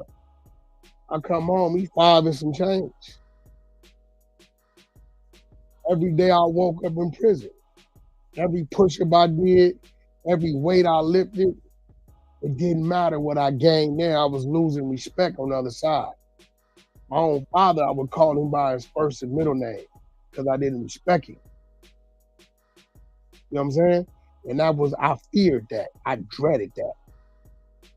I dreaded my son seeing me the way I seen my father. So it was over. It wasn't about me no more. All I left, it was just about me. I didn't really understand, you know, she's pregnant, and what's crazy about it, I didn't go to jail for gang activity. This was a motherfucker had the light playing. It reached on me. When he reached, I got off. You know, back then we was lap strapping. Wasn't no hidden up under no stash spots. We on the lap with it. And that's what it led to. You know, I think I failed because I didn't get my man. If I'd have got my man, maybe he wouldn't have been around the tail, but maybe it wasn't written for me to get him like that. Maybe it was written to get me off the streets so I can get some focus and come back. Maybe losing his first 5 years of his life, maybe that's what it was for his sister to have me there all of her life. She's 20, he'd be 30 in a couple weeks. You know what I'm saying? So, you know, maybe it was written like that. How'd you get into business? Like, where'd you get the business mentality and all that from? You got a trucking company. We've all been in the business. Everything, right? Business is numbers. Business is not pi. It's not 3.14. Business is not trigonometry. It's numbers. Yeah, but not everybody comes home from prison and is able to get to the business like that. Well, either you do the time or you let the time do you. But when you sitting in there and day after day after day, either you're going to continue to do the same things or you're going to find something that you feel you can do outside. Some people go to vocational trades. I thought about it. I think I had graphic arts running the printing press. Like, the odds of me getting out going to run a printing press at a newspaper slim to none. Right? A lot of people go to textiles and sewing clothes. Something I didn't want to do. So my baby mama at the time told me, hey, my cousin's brother just got a contract paying $1,000 a day driving trucks. I said, oh yeah? My Uncle Bert drove trucks. So they like, you get your license, you might, you know, fall into that. I've been a driver, motherfucker, since I've been a kid. Literally, I mean, I remember being like 13, driving one of my brother's cars down from Sacramento. Me and my relative Fishbone, right? High speed, Sullivan, hatchback. I've been a driver since a kid, right? So we called the trucking company. They said it cost like $4,000 for the school. So I'm like, shit, I got to get out and hustle to get that. What do you use? The DMV handbook. So she went and got the DMV handbook sent to me through Legal Net. And every day, instead of going to the yard around all day, I work out, come in, shower, study the book, memorize the book. When I got out, I took the written test. My Uncle Bert owned the truck. He taught me hands-on. And from there, it was what it was. That's what's up. That's what's up. Okay, so fast forward. You're with Death Row, you with Suge, you're learning the music business. You know, when do you first have like some success? You start making some real good money from music. My first check was the Ray J Sexy Kind of deal. I met K Slade. Stutterbox on Main Street at the time had to play. Stutterbox brings me in because he don't know too much about the music to kind of oversee it on his side. As time went on, they tried to cut Stutterbox out the deal. Great move for Stutterbox because I made sure he still got paid. My relationship deal with K Slade, we made him the A&R of the company. Ray J brought me in as management. So the management side on Ray J's side is what was paying me. The first little check from deal on Stutterbox side, it was like 40,000. I mean, it wasn't nothing to me. But the management side is where I made all my money. Booking all the shows, TV came, and I really was able to learn the game at that time. So, and then me and K Slade, mixtapes, magazines, Slade doing, hosting mixtapes. So now I was over his shit, right? So then we started bringing K Slade to the West. I'm pretty good about you let me in the door, it's gonna be a wolf in the hen house. You say, Wack, come in here and make sure the floors is clean. Floors gonna be clean, but I'm gonna fuck around and figure out something else while the floors is getting clean. I heard that. So okay, so from that point on, you were manager for Ray J. Manager for Ray J 2006. The current today, 2010 is when me and Gang came together. Before we get to that point, what happened between Suge and Akon's bodyguard? Or not bodyguard, was his bodyguard or Akon, he was management. Or his brother? Big Job. Okay. Which one are you talking about? You talking about when Suge got knocked out in Vegas? Or you talking about when he attacked Akon's brother in LA? I think when he attacked his brother. In LA. Well, it was all linked together, wasn't it? Similar kind of, sort of, you're right. So, Detail, who was Ray J's producer, Sexy Kenna. Ray J found Detail in Detroit, him in LA Buck. Brought him to Cali, lived with Sonya Norwood. Detail working, Sexy Kenna comes. You know how I go, you get a hit, everybody wants you. Nobody knew you before, everybody wants you now. Detail's working with everybody, working with Cash Money. Akon contracts him to come in, do a bunch of tracks. For some reason, Suge thought that Detail owed him some money. I don't know what him and Detail had going on, right? But because Detail was contracted to Akon, some shit that had nothing to do with nobody, he felt like if I press Akon, I can make Akon make Detail pay me some money. He go to Arizona, head of security is Big D from my neighborhood and 2 T's from Bounty Hunters, who's head of security at TDE. Probably know him from seeing him with Kendrick and all that shit, right? He had left game and went over there. Big Job's management. Big Job was a fan of Suge Knight. Told me in my Range Rover how much he respects Suge Knight, so a nigga like him that just did 15 years to get out and be a part of this independent game. He went down there and like, yo, Job, Detail, man, y'all got him. And Woody like, look, bro, we doing other business with him, but I give you his number. So when he Suge came in his phone, Job going to put the number in. You put a number in and the name pop up like it's already there. Suge's mumbling. Yeah, because mamas ain't going to be able to go to the store. With me, Big John just lost his mom that week. Big John ain't no bitch. He just walked off 15 in the fence. He took off 40, knocked him out, and still gave a motherfucking statement. Called Big John, told him for $100,000. Everything could go away. John had to fight the case, all kind of shit. After that came Akon's brother, Boo. I'm not taking nothing from Boo. Good dude. Boo, 5'9", 5'8", 140 pounds, 50 pounds. He's a businessman.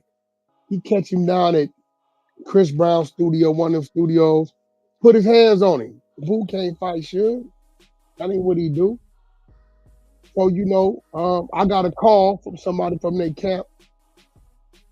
My man T-Money. Another dude, if you haven't interviewed, you might want to interview. A lot of historical information from this gang. One of the ones that helped Game back when he first got signed to his first label, all that. T-Money called me and said, yo, I heard what happened. They must owe Suge for him to be tripping, get him on the phone, let's figure it out. I get Suge on the phone. He's like, bro, what they owe you? He wouldn't tell him. He said, bro, whatever they owe you, I'm gonna make sure we pay you. But I just need the other shit to stop. He wouldn't tell him. He just started talking crazy to him. Bro, from the other side, he's man still crip, he ain't no bitch. We've been doing time together since 12 years old. Been knowing him a long time.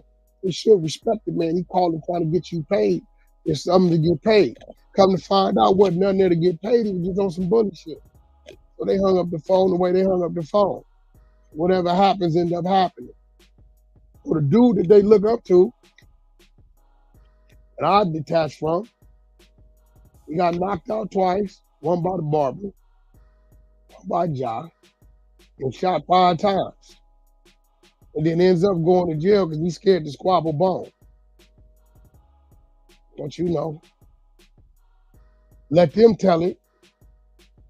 He's the people's chef. That's Buster shit. So at what point did you and Suge actually start to fall out? We didn't fall out till I already wasn't with him because he was bullshitting on things, and I seen what he was doing. Started getting high and doing things he normally didn't do. So you got to remember, Wack always had his own program. I didn't take orders from nobody. I did my thing. Trucking, my real estate, my loan company. You know, I was doing what I was doing, flipping homes, whatever, right? So, you know, when I seen that it wasn't no real business, man, it wasn't nothing to talk about. And he kept doing shit, and I told him, you know what? The night he would, was it Dallas? The producers at Dallas, Austin? I get a call from my man Big Gip, Goody Mob. 2 in the morning, I answer the jack. I'm in my truck.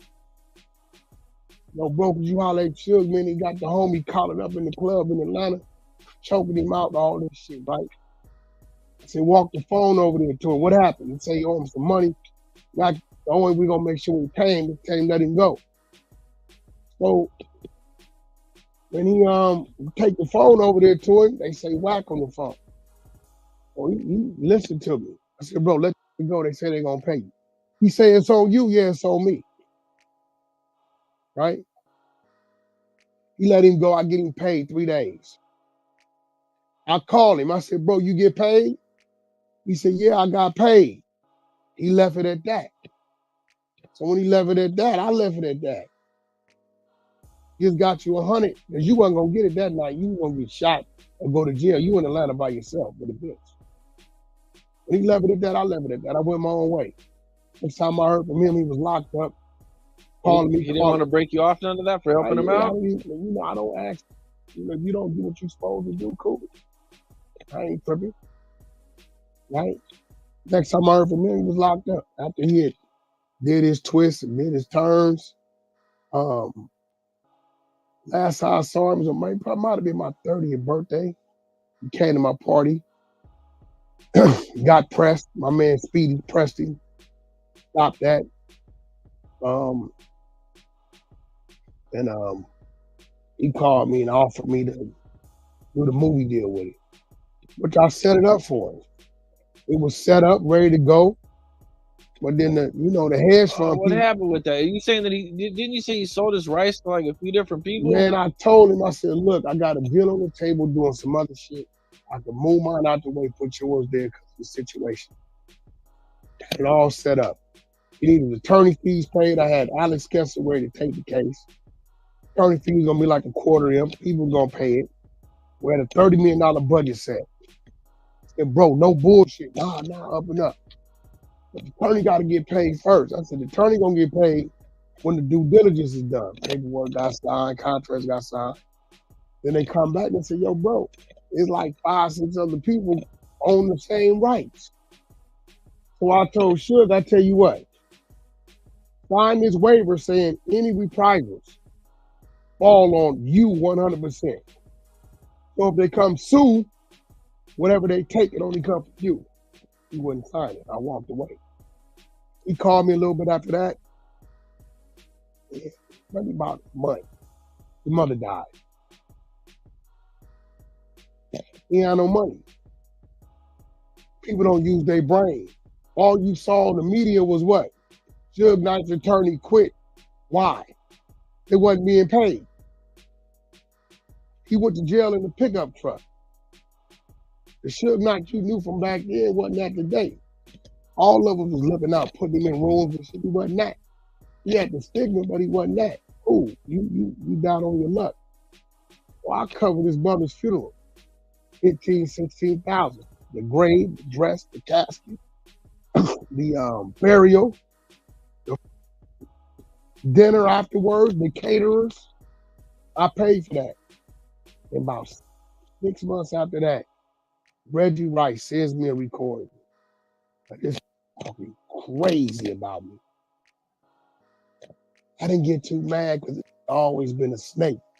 I just didn't think he was that kind of snake. So at that point, it's like, you know, you got to get away and get rid of him. He got rid of himself. Took a deal for 28 and, you know, went and PC'd up and down of it. Suge's in PC. Straight to PC. Day one. Man. Couldn't he go to mainline? Yeah, he refused to. Yeah. Why do you think he refused to go to mainline? He ain't the Suge Knight he was the first time he went. He can't offer record deals. He can't send money to their books. He barely getting into his. He didn't have the persuasion or the power he had prior to. Then he got enemies. Yeah. Okay. So at one point you said 2010 was when you link up with Game and become his manager. How does all that happen? I get a call from Briss, me and the man that just left, Lil John, that just met. We at the Four Seasons on Doheny. I'm up there with Suge, Lil John pull up him and Zap. 5 minutes after you there, Briss called me, tell me, you got him blocked in at the Hyatt on Sunset. I tell them when I just, the call I got, Suge say Game. Nah, ain't no Game. It's homie. I don't know Game. I just know he from See the Block Power Room. That's all I know. He a homie.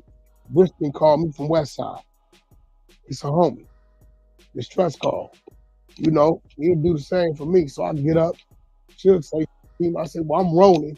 Whatever happened with me, because you ain't there, it'll fall on you. I looked up and Lil John was right behind me. I just met him 5-10 minutes ago.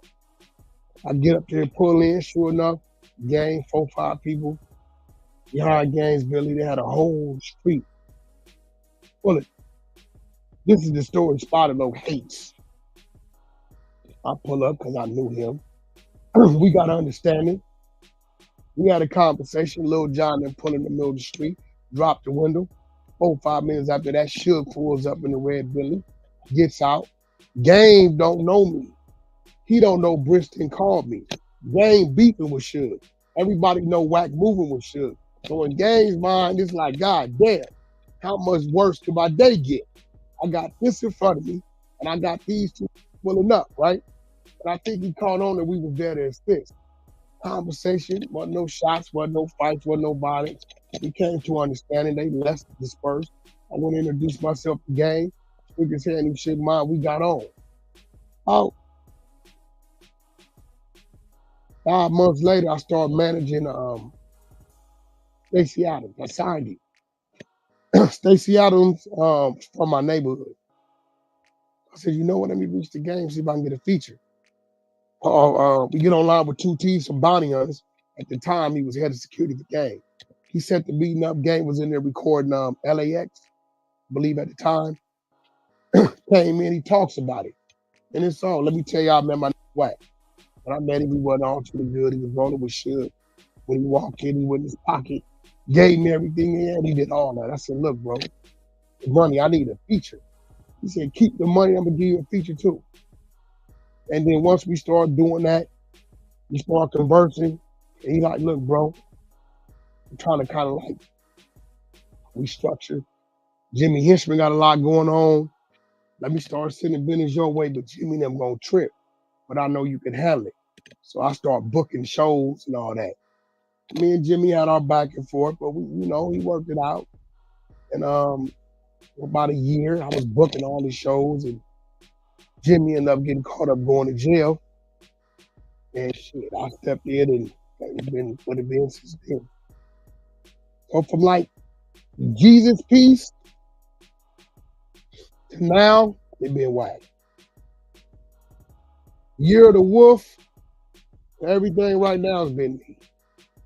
Documentary 2, 1992, all those albums. Been me. The last one, Drillmatic. The Easy Joint, him and Ye. Now, I seen you told this story before, but I don't think you've really ever really like told it on any platforms before. But I guess you got the drop on 50 Cent one time? We thought we did. We Right. thought we did. Until we got in there. Back when it was it wasn't SLS. It was La Meridian, La Moran or some shit. It's SLS now on La Cienega. Right by the Beverly Center. We thought we did. Somebody called us, told he was up there. I got up there. He came in. How deep were you? About 15. 15 people. Yeah, we wasn't that deep. We got up there, we came in and shit. They had Navy SEALs with him. 2 in all directions. That was about 6 of them. Walkies in their ear, vested, gun strapped to their thigh, bullies on them, semis on them, magazine cartridges. I said, yeah. He ain't slipping. Today's not the day. Wow. 50 moved different. He moved different. And did 50 I'm glad see that you? didn't happen. Though. He seen me. But he didn't know that's what we was on. We never approached him. I'm glad it never happened. Things worked out. And then at some point, Game and 50 kind of meet up. Me Were and you there for that? me and Monster put that together. Okay. I was his head of security. You know, it started out a club, in the same club, they didn't want to let Game in. Game come in, showed him love, bought a bunch of his liquor, whatever his liquor was. And then we go to the strip club and Game wanted to holler at him. So me and Monster put together a plan. You bring Game to us. You stand behind 50, I stand behind Game. And they talked for like 10, 15 minutes. Shit was working out. And then I started getting to them. We had a show to do in Ontario, weed show. And the promoter got slick and booked 50 the day of. So it could look like 50 in Game on the same show. Right? We got paid left. I wasn't gonna give him that. That's $1 million show. So when I went to start to put my fillers out to put together a tour, out of nowhere, 50 this Game. Then Game released the last 4 of his, at the time, wife or baby mama, whatever she was, telephone number. So when they met though, they had an agreement, or I don't know what the talked about. It was cool for 15 minutes. I don't know.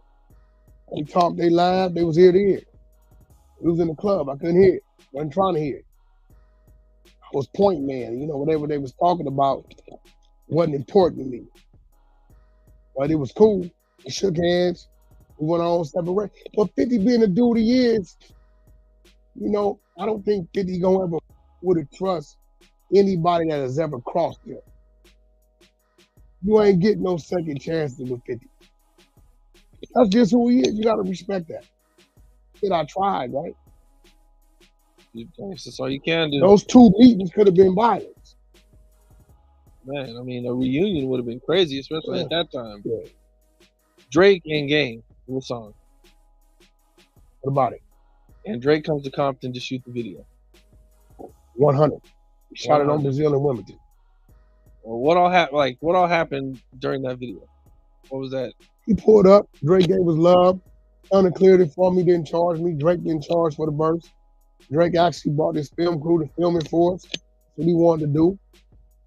We was on the famous Brazil and Wilmington shooting it, you know, in the canal. We had to move block. You know, when we move blocks, we send the little homies to do what they need to do. Drake kind of seen some activity, and you know, shit, he did what a mother you supposed to do. He got out of there, and we sent somebody to get him, bro. It's cool. That ain't for you. That's for us. Cause you know we seen shit going on, but you know we moving blocks. We're not just gonna hit the block without the block being right. So we had to make sure the homies, you know, when they cleared the block, he came back and we finished the video. You know what I'm saying? So, but you know, I don't fault Drake for that. Man, that shit normal to us. We talking like shit, 2015 maybe. You know, that shit ain't normal for Drake. Drake maybe been in the game what 5 years, 6 years or something. So, you know, I don't hold that against him. Was that his first time in Compton?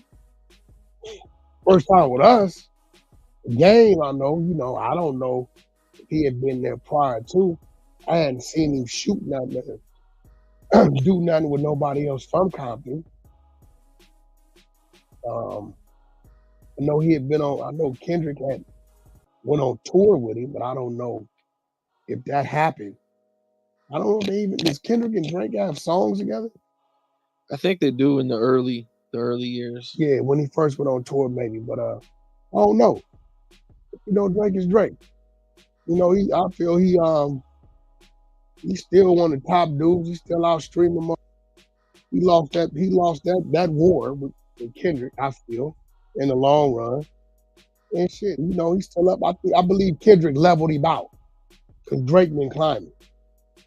Rocket climbing. I think Kendrick did this with him. And he's doing this. That don't stop him from turning that going up. What he didn't do is the rocket ain't came down. It ain't on his way down. I think Kendrick leveled him out. First time we seen Drake take an L when it came to the song. But he's still out streaming everybody overall. So, you know, we got just yet to see. I see he just dropped like a 100 piece. Like 100 songs, just dropped them. Dropped 100 songs? Some crazy shit. He released like 100 songs. Some crazy shit he just released. He just let them go. They ain't even up for sale. I think he just, right? So, you know, I don't know. I know he gearing up for something. You know what I mean? So we'll see. We'll see on his next body of work, his next venture business move. You know, I don't count him out. I still think he got a strong 3 to 5 years of life in him, musically, because he wants to do music. You know, I see Drake fading out, not fading out, but doing something else. I can see Drake owning his own label. You know what I'm saying? Like on some major shit. But did he cancel him? Nah. Did he give him his first L? Yeah. What you think? Oh, yeah, Kendrick. Yeah, he. And overall, on the he got battle, a hit out of that battle. Drake didn't. Drake just all the media propaganda, the bullshit, shit that happened 14 years ago, they act like it happened today. You know what I'm saying? Like when the shit happened with the girl, she's 17, he's 21, 22. Nobody said nothing about it. Kendrick woke that shit up. It was like the 34-year-old Drake just did that to a 17-year-old. You know what I'm saying? Like a bunch of shit. He woke it up and it's like the trolls turned on him. But they still streaming his music. Is it over with for Drake? Nah. Nah, man. Drake's he's too big, man. Just a battle's not gonna take. He's not gonna take him out unless you got. This guy has to be crazy. And I'm gonna be real. I think Drake is bold. I think when Kendrick drop an album, I think Drake gonna drop an album. Drake might have dropped one on the same day. Okay. It's bold and it's risky. But you got to have some balls in this game to be the boss. If Drake outrun Kendrick, album to album,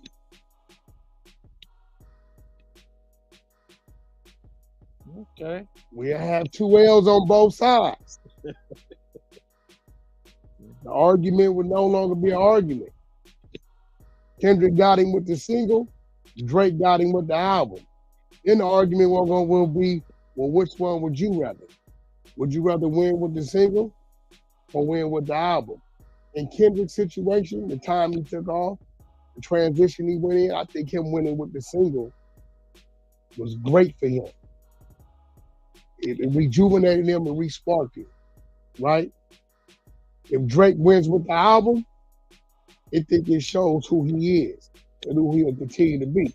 But, that's just me talking. We're going to see. You know what I mean? They got two different types of music. Or as I'm concerned, they both great. But you can't count Kendrick out and you can't count Drake out. Both great artists. Yeah, we're going to see. We're going to see how it goes. Well, a while back, I noticed that Game had YoungBoy on his album, and then he had to take him off of it. Yeah. Can you break down what happened with all that? They sent us a bill for $300,000. Something crazy. 150, 300, something crazy. YoungBoy did it. He did it on my call. I called him, put Game on the phone, talked to him, seen the music. He approved the music, laid the verse, sent it back, and put it on there. This is our first time dealing with a young artist. These artists we deal with, they make the call into their label. Right? Where I f***ed up at, not thinking, I should have called Stunner. Kept stunning it. But YoungBoy signed to Atlantic. When I called into Atlantic, politics is going on. They getting into it with YoungBoy getting into it with them. YoungBoy done shut down the YouTube shit. The label like Wack, we do it, and I couldn't say nothing because that label that showed me so much love. I couldn't push that line on them. They didn't clear shit, Cardi shit, they didn't get all kind of shit. And I was like, they had their shit going on with each other. So I'm like, bro, we're not paying that. We just pull it. I could have kept it on there and made them serve me. And they might would have some relationships. I don't know. I think if it came down to it, I would have bucked back. I don't think YoungBoy would have did it that way. But I probably should have got Stunner involved. I wasn't thinking because he wasn't signed to Republic or Cash Money. But I know they got a great relationship, and Stunner ain't gonna let no play with me like that. I wasn't thinking. I should have put Stunner in the middle of that. Probably would have went another way, but it went the way it went. I'm in Game spoke. I didn't talk to him. It is what it is. Damn. Okay. Any chances that they'll work in the future or anything? You never know. I believe so.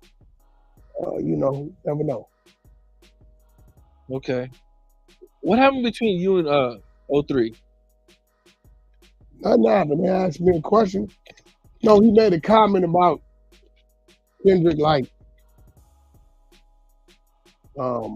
something about the pop, the show Kendrick did, and him have to be obligated to people and a bunch of shit. I didn't like it because it's like, for one, you still new in our culture.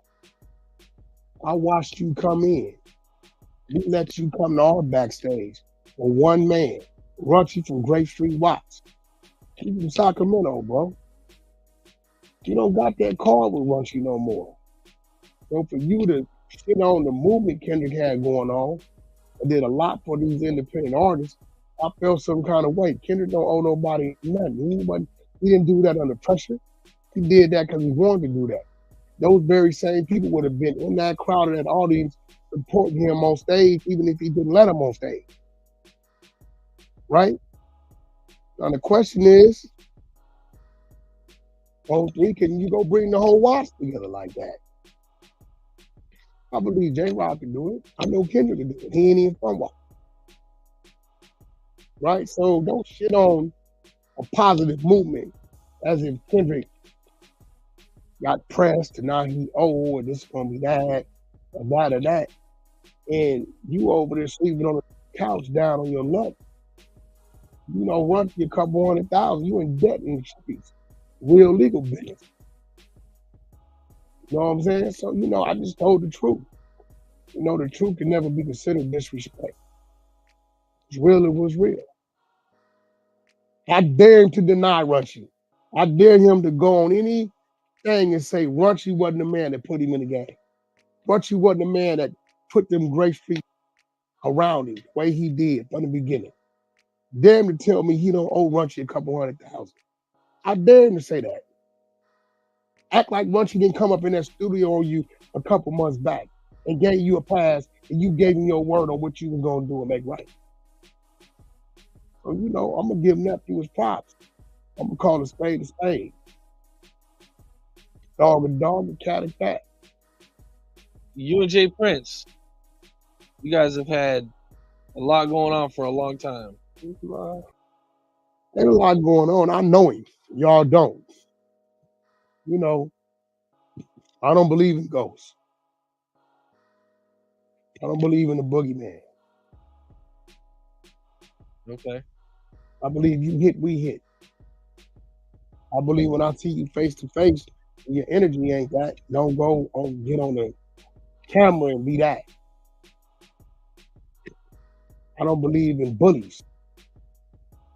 I'm not gonna let you bully an old lady. It's not gonna happen. Just real shit. Because it started, didn't you guys first disagreement with a lady who had an interview? She got 6 hours of Larry Hoover footage. Larry It's Hoover. hers. She owns it. Right. Is that footage ever going to come out? I don't know. It was hers. She owns it. I check with her once a month, make sure she all right. I'm not contracted to it. Didn't ask to be contracted to it. My job was to keep first aid. I get a call from behind them walls. I give a man my word. I'm going to stand on that. I provided contracts. I did what I could to help Jay Prince get the things he wanted. He wanted some intro, outro for the Kanye Drake show. I provided him with that. I did all that. And you know, when it comes down to it, you're going to tell this lady, I'm going to give you 20,000. You're going to let that go. We ain't doing that. I know him. I know his kids. Like, the junior, he's pathetic. He's a bitch. This shit is all an act. You know what I'm saying? It's all an act for him. You know what I mean? If you got sealed documents, you got rape charges, all kind of shit on your back. I'm the same when Stunner them walked in that out blue lobby when the shit was going on. I'm the same you armed, you grab Wack, don't let them do me. Can I walk in the studio with you? Can I live with you? Can I go to the club with you? Wack, don't let this happen. Like, bro, I don't believe that. You know what it is. I don't believe that. His father, I called him in the alley at the Sunday service. Hollered at him, bro, what's happening? Is it a problem? Wack, we've been knowing each other 15, 20 years, man. We go, okay, well, look, the only concern is her. Do the business right. I get on the phone this afternoon, y'all talk. Let's work it out, but all that other shit ain't gonna work. If you had all that aggression, he was with like Deion Sanders' ex-bitch. Right? If you had that all, you could have said that we in the alley downtown. What our teams do when we face to face, man to man, be that. Don't wait to get over there. And the difference between me and him, both sides can pay to get it done, but he's a bitch. He ain't gonna do nothing. He don't come out the mud. He don't know how to get dirty. You know what I'm saying? That's the difference between me and him. He ain't gonna go. Catch me by myself, I'm going. Catch him, you know, he's diplomatic. I respect his business hand, but this whole situation is like, you know, I think I shut him down when I did Dub C and the show out there with Dub C and CJ Mack. Cause all this shit you hollering Larry Hoover, you seeing Larry Hoover denounce being a GD. Larry Hoover's in there because they said he didn't call hits, but yet you out here inciting violence in the name of Larry Hoover. I think you simply trying to keep him in jail. When I hit him with that, I think everybody light went on. But you know, mob ties and whatever they got going on, they got a whole lot of other shit going on. You know, they got other shit to tend to. Butter. Okay, so you and Butter meet for the first time. Who? Butter. FBG Butter. Oh yeah. Okay. Okay. What Chicago. happened? What happened? He was in Chicago. Yeah. What all happened with Butter? Did you guys None. run I didn't into know. each other I didn't know before? who he was. I didn't know. I don't be knowing these youngsters. You know, you talk Chicago, I say Kiddo Curry. You don't with him, I don't with you. That's the first thing out my mouth. Right? So they tell me in the hall, I said, tell me come in here. I said, that's the guy that Mickey Truth. He's like, yeah, yes, tell him come in here. So Remo has called me 2-3 times. What, they don't want to come in here? I don't know nothing about it. Well, I call his name, he come in there. We meet, we talk, we laugh, we bullshit. We talk about Mickey Truth. That's all I know about it. I don't know about nothing else. We go to the hallway, they take a couple pictures, we gone. Next day they say, Wack, we seen someone with you with butt. I said, yeah, he was at no jumper. He like, yo, y'all know dudes a snitch and he's this and he's that and he's this and that. So I'm thinking, what you mean he a snitch? Yeah, he on paperwork, this is what they telling me every time. I'm like doing my math, that's probably why I didn't want to come in that room. Everybody know if I think you a rat, I got some work, I'm gonna ask you about it. This is what I'm assuming. So at this time, I'm like, hearing, and I'm like, bro, send me all hit 1090 Jake, send me all the paperwork you got on Butter. So we went over all the paperwork. I see him doing his interviews. He went for the clickbait. He never heard me say the things they told him I said, right? So I said, look, come to the thing on Clubhouse. You know what I'm saying? Come to the thing on Clubhouse and let's have a conversation. He comes. I went over all this paperwork 2 hours before he went in there on Clubhouse. I don't see no telling. I see a bunch of dead people out there after they was dead. And we come on there, we run it. And damn Wack, I just listened to the clip with the clickbait. You didn't say nothing at the clickbait just said. So I said, man, my apology. I said, yeah, man, I ain't had no problem with you. I didn't know who you was. I come on Clubhouse, they tell me what they tell me. And I'm like, assuming like, well, maybe that's why they didn't want to come in there. And I said, but looking at your paperwork, I don't see what you told personally. So we going through it. We listening to shit, conversations he didn't have. We reading the work, the court transcripts. I don't see what you told, so I don't label you as that. So we ended it on Clubhouse. You know, a lot of people give Clubhouse a bad name. Only people get a bad name from Clubhouse is the with a bad name. That's it. You ever been on Clubhouse? Nope. You know you got to come pull up on the other side, right? Hey, you guys are crazy on Clubhouse, man. You heard Blad's interview? I seen it. I don't think I heard it. Okay, well, I'll tell you what. When we done with this, you go check out Vlad's interview. Academics have been on there a couple times. Kanye had brought him. Check out the interview. The 100 side of the trenches is ran a little different. Okay. It's in order. There's divisions, audio teams, security, admins, leaders, people that monitor the chat, right? There's order in there, no bullshit. So, you gotta come, you gotta come to the other side and, let the 100 side bring Cam Capone and let my people, they're gonna ask you questions. I ask you, for some things you don't want to be asked. They respect that. We don't know what the other rooms do. My side is notorious because it's gonna be what's real. They use a pedophile, use a rapist, and you got to work, we're gonna expose you. They need to be exposed. You know what I'm saying? If you're a guy, that's been doing their thing, my people with you, they all contribute to your views. Like academics and the rest of them, they want to talk to you. You know what I mean? That's what I bring to the 100 side. I'm able to bring these people in that they can't get to, and they simply want to have a conversation with. They just like you and me before we got our position. So, I'm here interviewing with you. You got to come interview with us. It'll be respectful. I'm trying to build a comradeship with you. I ain't trying to run you away. And, keep that in mind. So let me ask you, what did you expect from a Wack 100? Because I know people talk, they say shit. From what you heard, was it? It was pretty much what I expected. And what was that? Just a very outspoken. Yeah, something wrong with being outspoken? I mean, not always, but yeah, sometimes. I don't know about shit. Yeah. You know, I know they say the loudest in the room is the weakest, but the loudest in the Not room true. That's gets the most cap. looks. Yeah. You know what I'm saying? I got one of the baddest women in my world. You know what I'm saying? R&B from being outspoken and loud, talking loud, but not saying nothing, but saying something. I think if you talking loud, not saying nothing, then it's some bullshit. But if you talking loud, you saying something, then you on point. I hear you. Nothing wrong with it. No. Fuck it. Let it go. Hey, did you ever run into Big Meech or BMF? Never. Yeah. At the time, people wanted me to do that. I was too deep into my real estate. I knew what that was. I wasn't with that. There was no need for me to at all. For what? Glad I didn't. I don't indict me. Yep. Sure.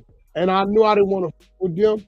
When I came out the Atlanta airport, and them had a billboard that said the world is BMF. I said these just lost their mind. I don't know if they must have stayed to watch the whole movie. You get what I'm saying?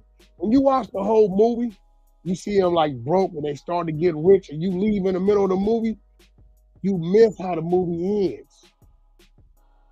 You supposed to be underground.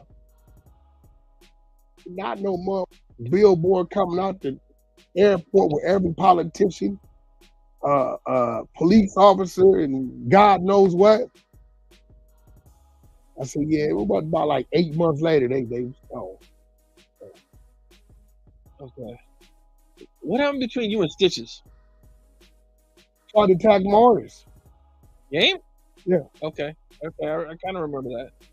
We didn't know him. I didn't know him. For what Stitches say, somebody that was a homie, any matters, you know.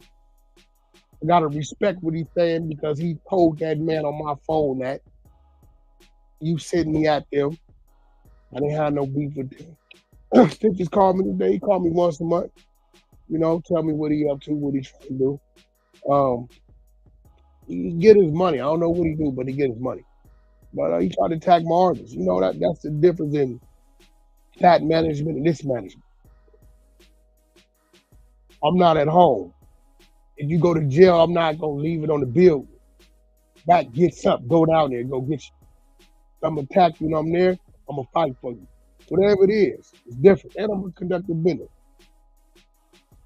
You guys got in a fight in Florida. Well, it wasn't, yeah, you know, it wasn't really a fight. How'd you guys run into each other? Like, how'd all that? We was at shit. It was a club, a Headliner Mice Club. Not Live, but the other one, Story. It was a Story. And you know, the reception is up. So people have been texting us, telling us, yo, dude out here spitting on y'all cars. We didn't see it. When we get out, game in the middle of the street, I'm talking to Headliner Mike on the sidewalk, phone going, come like, what the is this shit? Spitting on our cars. He's like, yeah, the white dudes, actually, they ain't go right there. He pulled up in the Porsche. Said, hold on, let me go holler at bro. Who is this? He just spitting on our cars. I don't know this. He get out, police put him on the hood. My little zones across the street, I'm waving them out because it's 1920 police. The police let this off the hood. He break away from the police like Hulk Hogan. He probably like 50 feet from us. Because of the police, I didn't want all the homies to get involved. At that point in time, it's time to start shooting, killing. I said, look, if he walk up, I got him. Like he walking up, I got him. Let me get closer. Then he got within arm's reach. I hit him with that overhand right.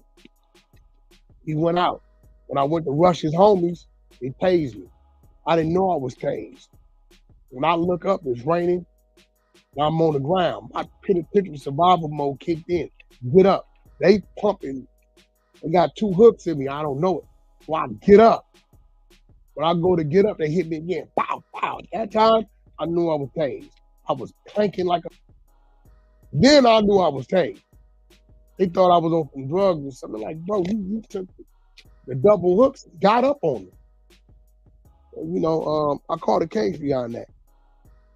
Bought it, beat it, threw it out, the stand your ground law. Okay, that's not on video, right? The fight's on video. You getting chases on Hell BO2? yeah. Okay. Hell yeah. Forget that part. No But way. they said because Stitches was knocked out, I went to go get the other three. In my head, when you knock out even 3 other people, they coming. So I'm not, shit. I'm in that mode. I'm a blood. I come from 4-1, 3-1. That's what it was. Being that in my time there, right? So they thought I was going to do something to him, which I wasn't. And they tased me. I had like 6 hooks in me. Okay, and how'd you guys end everything? How'd you guys end the beef? I called my people down there and asked them why was I dealing with these problems in their backyard. Like, why we gonna deal with it? A couple days after that, you remember the thing where his homies rushed me? I remember hearing about it. That was a gesture of respect. But Stitches figured out he was bamboozled by the dude who got his ear. Either he called me, got on my line, we talked. He was a man. He like, yo, bro, I was on bullshit because your side had me on bullshit. I wish we could have did it another way. And over the years, we talked 3-4 times throughout the year. And, he's a youngster. What I'm going to do, hold it against him? I did what I had to do. He did what he responded to. That's what it is. Well, Wack, man, I appreciate you. So you going to pull up on us on the Hunter side, right?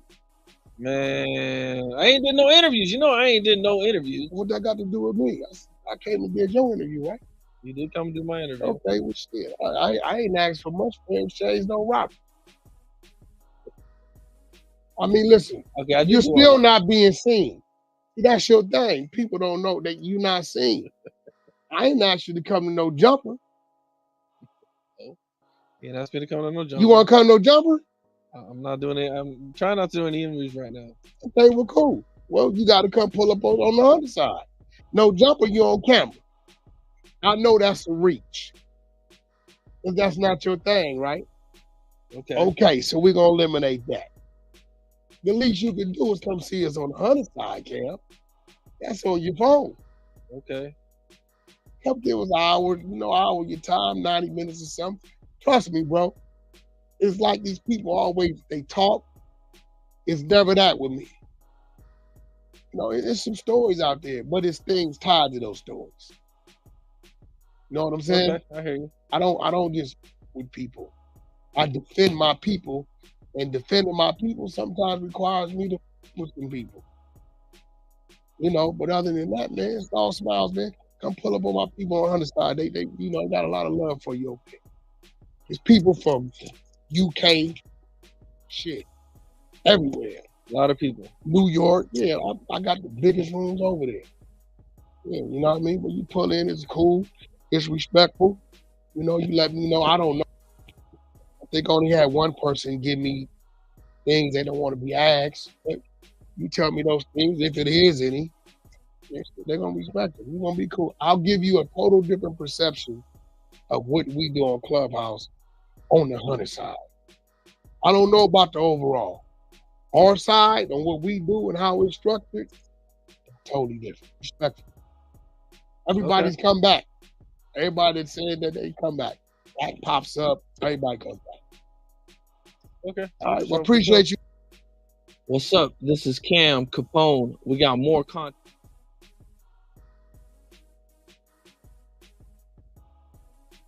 Ooh. Love banger, man. Damn good interview.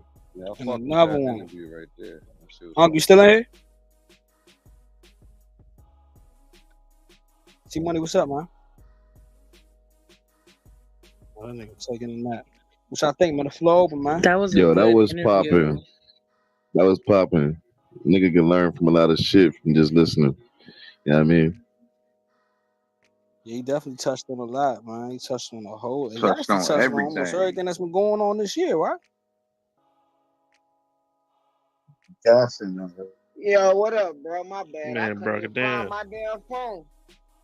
Oh man. If your head wasn't attached to your body, you wouldn't. Very find that nice either. interview. Man. I don't know, J.O. That nigga got a big motherfucking head. Man, I know. That nigga got a head like G baby. I don't His know if he head can start- lose that Hey, training. hey, Yo, bump, you ever style seen the him square? out, man. You ever seen the square Hey, show? T Money, my nigga. That's my favorite. Nah, for sure. But I'm just saying it because we just came up Oh, I with thought that fast was. interview, right? I thought that was. I thought that was Big K. Is it Damn, bigger you than sound like Kane real Damn, quick. they said that nigga look like he's Somalian. That's crazy. Nah, He he asked sounded like some one. good questions, you know. But the main thing about that I love interview, what you say, man. you could tell he wasn't capping because there was no hesitation in the answers, and it was just straight fluent, back to back backstories Oh, is that after nigga every that talked to question. the audio talking You over can me? tell. You can tell. You mean Ain't you no can cap tell? on What? that I'm on never that cap. side, nigga. What you mean you can tell, nigga? No, I'm You saying can like tell. most You know where interviews, you at?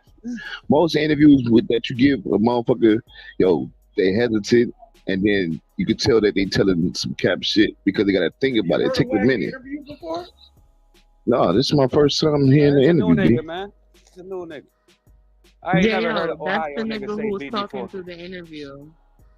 Oh, that's the nigga right there? Yo, man. Don't do that again, all right? I know you new and everything, but don't do that again. Yeah, Don't we don't run the go to the audio. talking. Everybody mute up. Yeah, you want to talk, go to the goo and talk to yourself, nigga. Other than that, don't come off mic to do none of that. Yo, I was away from my headphones and everything. So when I came back, I thought it was just live. Everything was still live. And I said that in the chat. You know what I mean? Future reference. All right. All right, B. Keep it in All right, mind. sir. Got you. That nigga thought they was live, nigga. That That he nigga had thought he him was in the phone. He thought he was on the interview with them. He thought he was in the room with Wack. I enjoyed that the nigga was on the couch. interview. I Yeah, that enjoyed was. it.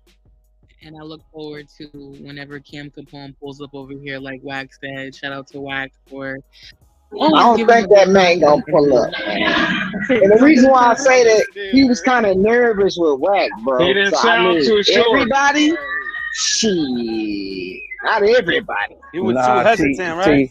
see, money. The nigga got a glitch. That's why you ain't never seen him like face. You know what I'm saying? Like him in the video, he got a glitch, but he'll feel comfortable without people looking at him. You know what I'm saying? Like he got a real glitch. That's why Wack was saying what Yeah. he was saying. I mean, I ain't gonna put his business. He got a glitch, bro. So that's why he never in front of his camera. That's why he always talking. But he had come on something like Clubhouse because people can't see him. You feel me? And they got to be controlled. Yeah. Now I see why Wack was saying what he said. As far as him not being seen and all that. He's here beating up this tree stick on this couch. Look at him. Yeah, because I was right there. I was in the video room with him. I was there when he did the interview. Do he even let the people who he's interviewing see him though? Yeah. I was sitting right next to him behind the camera. But it's a real small space. That shit crazy. It's like he ain't got no overhead, nigga. He in his house on a garage. He converted over to some other shit. He got one AC in the window. I mean, in the wall. It was like what 1, 2. It was 5 of us in there, and it just barely fit us in there. Like for real, the curtain pulled. Like it's crazy. For real, it's overhead low. G Wayne, that's your. Oh yeah, that's your background. I thought my mic was high. Nah, that's mine. We listening to this, Nah, for sure, this sure. Democratic shit. How's that going? I mean, you know, it's all dog and pony show. Exactly. They're in Chicago now. It's all dog and pony show. It look good. All right. They say what you want to hear. Exactly. Mm-hmm. Until they get in there. What state you Fuck live what in? they was saying. G-Wayne. What'd you say? What state you live in? I'm from California. Oh, okay. Now, because I'm in Florida, so you can imagine the things that's being right now we're about to vote for. Like they're about to finally vote for recreational this year. You think y'all gonna get it? Oh yeah, that's not even a question. They've been wanting that. But the only thing that I think that is an issue is the monopoly that Trulieve has over here. Yeah, be careful what you wish for. Believe me. That's what I'm saying. Like, I mean, it's cool. Yeah, we're gonna have that because I have the medical card, and I'm not gonna front. The medical card here sucks. Like, you gotta get your prescription every 7 months, plus the certification every year, which that's like mad money. But I mean, obviously having it recreational would eliminate that. True Leaf So got some I bullshit had a weed few more anyway. questions. That's what I was saying. That Yeah, Truly that weed ends up is stopping. trash and shit. Somebody got a question about the content. What Yeah. is So I that, had a few Jay? more Yeah, questions yo, about the Wack had content. Buddy stumped on those on that Nipsey shit, didn't he? Right, TGT. I was just about to ask that. Did y'all prove that? I did not. Oh yeah, they was going back and forth about the music, right? If he was a legend or not. Yeah, he Yeah. definitely stomped him because he just threw his hands in the air and slapped his leg like He was frustrated, wasn't he, G-Way? he was like, yeah, he was like, yeah, yeah. When he every time he proved a point, he just seen his face like, yeah. I gotta agree with that one. Yeah. Yeah, that's why I came in at. I'm like, homeboy don't know what the fuck is he talking about, man. I mean, but y'all gotta understand that's the first interview he did with Wack, so he bringing up everything. Some of that stuff is old if G you've been Wayne, around. he got If you've so been, much content in yeah, there, he got didn't so he? much, yeah, like because that's his first one, so he bringing up stuff. If you ain't been on Clubhouse or you ain't been around Wack, Wack been talking about this shit for a while. You know what I'm saying? So he seasoned at it, but he just brought up everything from the past to now. That's It what was a he's good supposed to interview do though. as an interviewer, though. He's supposed to go Yeah, from it's a point good. A to point B, point A to point Yeah, Z. it was a good interview though. It's entertaining. Yeah, Cam did his thing, man. He did his shit. That shit was dope.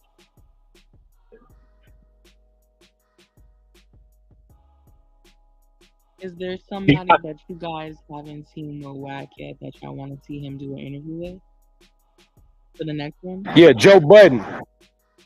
Yeah, everybody want to see Joe Budden. Or say Joe cheese. Budden. Say cheese.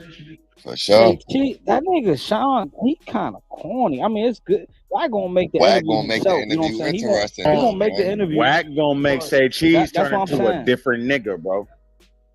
He ain't gonna be. Hey, He Say keep up. Cheese I ain't gonna lie. entertaining though, bro. Say Cheese done did a lot, bro. That nigga done had a lot of viral interviews, bro. With who? You can't sleep on that nigga. With who though? That nigga he the one blew Charleston White up, bro. I think it And would be Charleston more White do that himself. interesting if they No, brought Say but he's Cheese the Not one to who without, blew. yeah, not without Exactly. Sean Conn. Exactly. That's Them what niggas Sean like said. He peanut gonna get in the butter and character jelly, though. bro. They like peanut butter and jelly, bro. He gonna get in the character with anybody. He gonna do that though. Like I think he corny. That's just my opinion though. You know. Nah, I Nah, think if that's they cool. I bring feel Say you. Cheese to No Jumper, it will be a different interview. Like you gotta be able to. Nah, I ain't gonna take nothing from him. He built his shit. It just ain't to my liking. You know? I ain't gonna lie. I ain't gonna hate on the man. I want him to go up there on the Boss Talk Radio too and respond to all them weird ass niggas that be talking shit up there. I want to see him on Math Hoffa too. It's So being on For Bobby. sure. man, You know, Hoffa. oh, That'll be say less. dope, man. Joe Budden, man. Hoffa. I'm trying to tell you, Joe Budden. I could see him on a Joe Budden. That Joe would be Budden would be a crazy. good one, for sure. Yeah. For Y'all sure, fuck with man. Club Shay? I Shay second Shay. That Joe nigga going Shay, he get more views than Cat Williams. I promise you. I'm telling you. Absolutely. The Shay, if the you know Shay gonna have to do his research if he don't know much I about don't Wack. think I don't think Shay Shay ready. That nigga I don't No, think Shay Shay Yeah, ready, yeah, bro. he gonna have to. He gonna have to. the shit out You of know what I'm I saying? ain't gonna hold you. We gonna have to go to the drawing board with that one. and Wack Wack don't gonna drink, so he spin not the about to be shit up out there that Yeah, nigga. he's drinking gonna none of that. spin that, man. Yeah, exactly. Y'all think the Breakfast Club too? What y'all think about the Breakfast Club? I He's don't gonna watch that fuck shit. I Charlemagne don't think the over. Breakfast Club got the same plight it had 5 years ago. Nah. The I Breakfast ain't Club fucking with the too. Breakfast They Club. too commercial. Like It's too. he gonna have to a be little too. bit, right? He ain't gonna be able to say everything he want to say. I was just about to Shit, say that shit that ain't. shit. That's. I was just about to I say think that. Wack could bring Sway in the morning back. No, Breakfast Club is more radio based, so yeah, he might have to Yeah. censor himself a little bit. And ain't nobody trying to do that. Exactly, It right. ain't like a And nigga keep on it you. 100. That's a fact, bro. That Shay Definitely. and Matt Hoffa sound dope. Yeah, that'd be dope. You know what else would be dope though? Cam Newton. Cam Newton would be dope. Hell yeah. Yeah, that probably be fine. Cause I Cam think gonna I let would him say like whatever he that. want. Cam Yeah. ain't censoring shit. They got some. They're both have colorful personalities and energy. So, and when I say colorful, meaning like they're dynamic, like they're big characters. Yeah, So, he I think he that would gets be some good great. interviews. For sure. Yeah. So y'all gonna say Cam or Shannon Sharp? Hell no, because Cam Newton's his shit, his ratings ain't all the way up there like that. He That's trying what to I'm get him up saying. there. I'm not gonna lie. It'd be good on Drink Talk. Just by itself. Yeah. Hear you, I Kimmy? think he Oh, fucking you in the with back too. of a box. We can't hear you. I was gonna Man, that say, you nigga, talking to me? We that heard nigga's him. in the box and his phone is out the Now box. this phone right I, here. He I said was. that. Kimmy from So South what, Florida. nigga? We heard him. So what? He gonna protect him, child. Yeah, They- I think Sharp would be good too because he had. I noticed a lot of his guests tend to be people that you wouldn't likely get an interview from them unless you can get that out of them. Like, you know what I'm saying? Like the Cat Williams. Who else has been on there where I was like, damn, I ain't never seen this motherfucker really do an interview. Like, it's been a couple people. The I one he can't did think with of Ocho everybody. Cinco was fire. Cat That too, Williams yeah. different though, Yeah, bro. but Wack not the type of person you got to get something Cat out of. Williams is He's going to go up different, there and different. turn that bitch out. I see Shay saying some stupid shit though. Like, I see. saying some dumb ass. Trying I to see him be saying some dumb politically ass shit. correct. Adam Yeah, said Like really I though. see, Like and get cussed the fuck out. yeah, that's what I'm about to say. I see him going off on that nigga. Though. I ain't gonna I lie. see him interviewing Sharp. And Well, hold telling the on shit though. on him. When he interviewed Cat Williams, right? He didn't even say nothing. He just let Cat Williams get the flow. So I feel like he'll do the same thing with Wack. Exactly. So that would work. That I would work. agree. I agree. That'll work. Shannon Sharp with Because school. when he got Cat Williams up there, when Cat Williams wanted to dominate that motherfucker, he just let him have it. Now, what about with Joe Budden, y'all? Y'all I don't feel like I they think got Wack would down. smack the shit out of Joe Budden. I feel like they got down. I feel Joe like Joe Budden might Budden's say gonna some ask you, challenging shit to why get was a you left off response Bad out and of him. Bougie? Yeah, Yeah, I feel like it's gonna be. He gonna be like, nigga, what? You gonna ask They gonna Famous go that? viral. They gonna Nigga, go I was viral. never on Bad and Bougie. Joe Budden is a real journalist. That nigga don't hold shit back. That's why the interview gonna be entertaining. The shit gonna be a lot of back and forth. Amos got caught. Oh shit. But not being on Bad and Bougie? What the hell? Nah, bro, you was over there stepping on content. Over where? That Rose in the Matrix? That's how much Yeah. he was. Damn, Rock in the Matrix bad. I'm good. Oh shit, how you just walk out by he know how to get out the Matrix. Oh, Wi-Fi, nigga. Oh, for sure.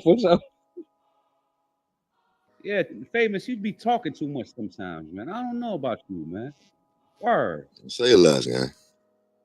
That motherfucker over there going over content. You just come out of nowhere Stop talking about, hey, I want to bring two people back to the hunter side. Nigga, we over here talking about this content. Nigga, wait, say that shit on the hunter side, nigga. Did he mute up? Did he mute up after that? Of course I did. Yeah, he did. Oh, well, then it was an accident. Of course I did. Stop There apologizing. wasn't no damn accident. He always stepping on content. You niggas, man. Don't apologize. They just so nitpicky, ain't they? Motherfucker, man. Yo, Nino. Rule Hey, number Naughty. one: never say sorry. Hey, on off the Clubhouse. off. Kids. Hey, Rue. Hey now. Woo, that's my man, yo. Hey, That's my man Marty. too, man. But you know, Hey, baby. Hell yeah. nigga apologize too much, man. I'm a Muslim gang. I can't help it, man. No, man. No. You can't help but to apologize. I used to be sorry, nigga. respectful. What? too. Don't be a Hold up, sorry ass Let's nigga, stay nigga. on Ain't this nothing bitch for a sorry little about while. me. I ain't say I was sorry. I said I apologize. We ain't That shit apologizing, go. nigga. Fuck all that. Well, what two names did he say? I never said no That's the names. thing. He didn't. But who was you talking about? We on the hunter side Right. We now. might as well. To be honest, bro, I don't remember. I'm dead. What the You fuck? lying like a motherfucker, nigga. Brody, I don't There's remember. probably I some was over there. ops. Nah, you remember, nigga.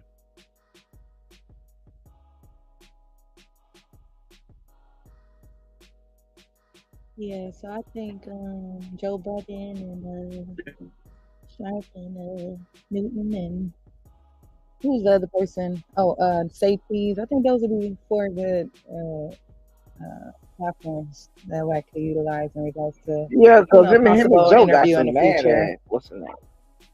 Yeah. Yeah, Wack 100 is the top. No shade. Like he really holds it down when it comes to interviewing. For me, like in being an interviewer and interviewing people. I agree. This Cam Capone interview was a very good interview. If y'all missed it, y'all just coming in. Make sure y'all tap in with that up top. Shout out to Wack 100 and the whole 100 side. Motherfucking fact. Hold on. I'm just trying to bring two people back to the one. You motherfucker. And he said back to the 100 side. That mean they did some bullshit to be out. Like, come on, bro. What happened? What's wrong with you? That audio we was listening to, bro, where famous, like, Wack was talking about something over there in the other room, bro. And this nigga famous just comes out of nowhere. Hey, Wack, I want to bring two people back to the 100 side. This nigga's like, nigga, this ain't the 100 side, nigga. Like, this nigga just ignorant, bro. Yeah, he do it like he be just volunteering the beans and all that. Basically, That's bro. the nephew. Who was he He's going? Who talking was he about. talking about, famous? Not y'all calling on the back door.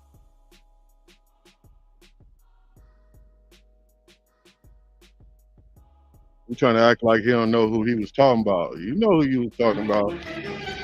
Where famous though? He left.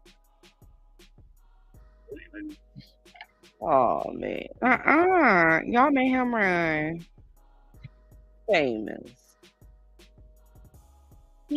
No, you ain't getting your feelings.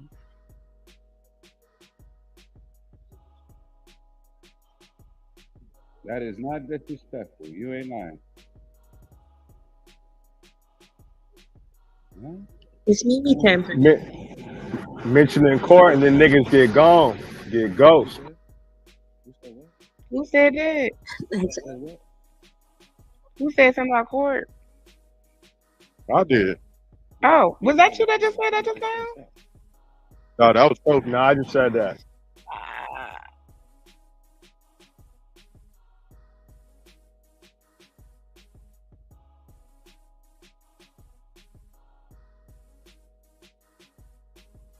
Not famous took his ball back and left, man. I was about to say, damn, is the mop on? He definitely left. Reese! Naughty. What's going on? I miss you too. Reese. Hey, Jazzy. Hey, Tink was on Girl 6 bumper last night. Man, what? He was going in. Wait, they were Was she? arguing? That shit was funny. DG3 was that was his cables. Really? No. So, Keith Those G, was you gonna act TG3. like I didn't mush you up the way yesterday? You know, you didn't mush me. I got quiet Fuck and that let you bitch. say mush me. You didn't Hi, mush me, King. motherfucker. You too Hi, tall for you to mush King. me. I just got up okay? with you. Man, Hi, I was on that TCG. girl ass, boy. I said hey What's to up, you mama? earlier. I knew I you was said, probably worried about hey. your phone. I said, hey. Oh, okay. Yeah, fuck that bitch. No. Oh, Wait, isn't that supposed to be a part of Jake's squad? Oh Jake yeah, Brick Motel squad? Who the 6, fuck is Jake? right? Right. Yeah. Mm-hmm. Y'all was supposed to hold y'all girl down. What happened? What girl? The lot lizard. Oh shit. Wait, no, you didn't hear that joke when Wack made her a part of Motel 6? And she's supposed to be the lot lizard or something like that? Or blind lizard. The girl said. I'm the blind lizard. Bruh. Hey, you know what's the funny part? Cool Breeze thought he was gonna come off the mic and try to save her. Get to the goo. Get to the goo. You're not saving. He's been coming off his mic lately. A lot. Yeah. That was good. That was some good shit, boy. Then she blamed it on me, bro. That's crazy. She did. She definitely tried to pull that shit. Keep it G. I just be trying to chime in like everybody else. Something Hey, wrong with sometimes that? you chime in at the wrong time. Wrong Cool time, Breeze. Cool You've been Breeze. doing that lately. You've been falling off your mark, bro. Okay, well, You've been I'll inserting fall yourself back a and little shit. bit and watch myself. You know, you ain't been minding your own. Sometimes you be gold. Don't get us wrong now. Sometimes you be gold with your shit. A little lately, you've been a little bronze, man. You know what I'm saying? You still on the panel. You know what I'm saying? Your timing, brother. Timing. Ad libs, they ad libbing. Okay, I got you. Well, we definitely appreciate your voice, my brother. Old time. Shout out to Cool Breeze. All right, y'all. So it's about that time. We switching over to No Room for the Week. Thank y'all so much for pulling up and fucking with 100 ENT South. Salute to Wack 100 and the Queen R&B. That was a dope interview with Kim Capone. Salute to all the mods and everybody on stage. And shout out to the motherfucking goo, because we ain't shit without you. Take us out, Nino, Taliban. Shit, they should just take us out. I ain't fucking with that music. Fool me once, shame on me. Fool me twice, shit, won't fool me twice. All right, Y'all well, better beatbox out this drum, motherfucker. drum. You ain't gotta go, but you gotta Y'all get better the hit hell y'all up outta motherfucking here. chest. Chicken wicked. Nah, nah, nah, nah. Nah, nah, nah, nah. Hey, hey, hey. Good. Better do a motherfucking duet. Nigga wicked. Y'all ass up out of here, man. Hey, appreciate y'all rocking with us. Oh, I'm about to freestyle like at the lunch table. Yes, at the lunch table. Got belt to ass. He's spending no cash. Ass? Oh, damn. I got belt to ass. Nigga said he's spending no cash. Play it again. I fuck with y'all. Play it man. again, Hey, Mr. DJ. Won't get me. Where that nigga A-Man singing, man? I don't know. He came here talking about some they was playing music, man. I don't know why they doing that. Oh, man. I said, you motherfucker. He done told on you, man. Hey, you know what? I learned quick though. You hear me? Man, all right, I'm going to another room, man. T Money was over there bobbing his motherfucking head. Talking about some this my shit, y'all.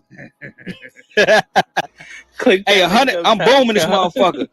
Get the fuck out of here. Hey, shout out to that 2K in the chat, man. Y'all did y'all shit. 2K. Come on, Slim. That's what Shout it out is. to that interview. Yeah. Man, shout out to Sturbs, man. This nigga's a nut. Man, shout out to Jazz, shout out to Kevo, man. S Dot, that's my motherfucking dog. S Dot, what up? Man, shout out to all y'all. Contando was popping. Hit that link up top, man. We are transferring the traffic, man. Hit that link up top, man. Salute. That's that. Thank you, S. Dot. You already. Hit the link up top, man. See y'all tomorrow, y'all. The South got their new time. We seeing you after the morning show. Peace. Y'all follow Teddy Torch on motherfucking YouTube, man. Fuck T. Finish.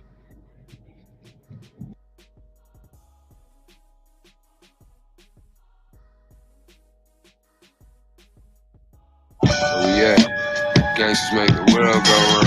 I would die 1,000 deaths for a cross. Whatever. Exhaust every breath for a cross.